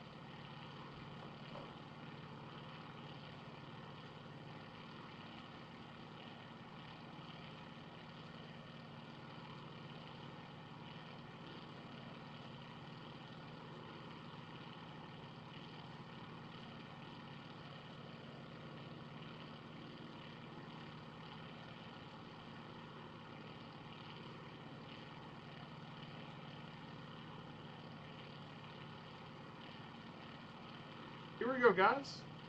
Our last stop's going to be here very shortly.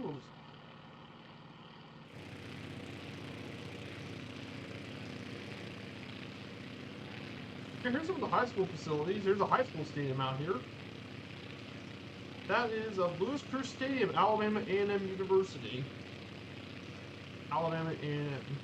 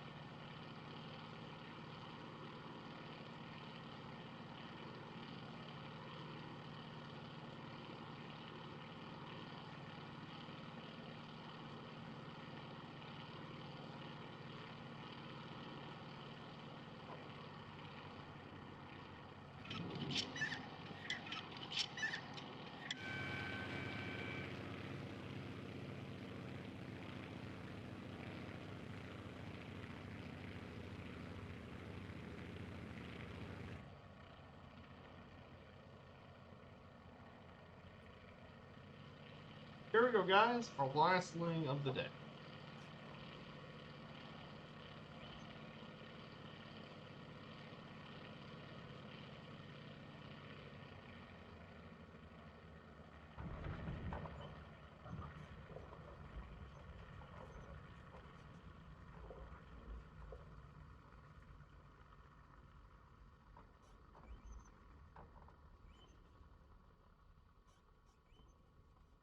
There we go. And that's it, everyone. And we are done with this stream, guys. Welcome to Huntsville Executive Airports, just outside Huntsville. Guys, thank you all so much for coming here today. Amazing stream. I hope you all had a great rest of your weekend. We're going to say hello to Two-Tone Murphy, TTM. You guys all know the drill about Murphy. So take care, everyone, and see you all Wednesday. See you in Corsica. Take care, everyone, and have a great rest of your Sunday. Goodbye, everyone.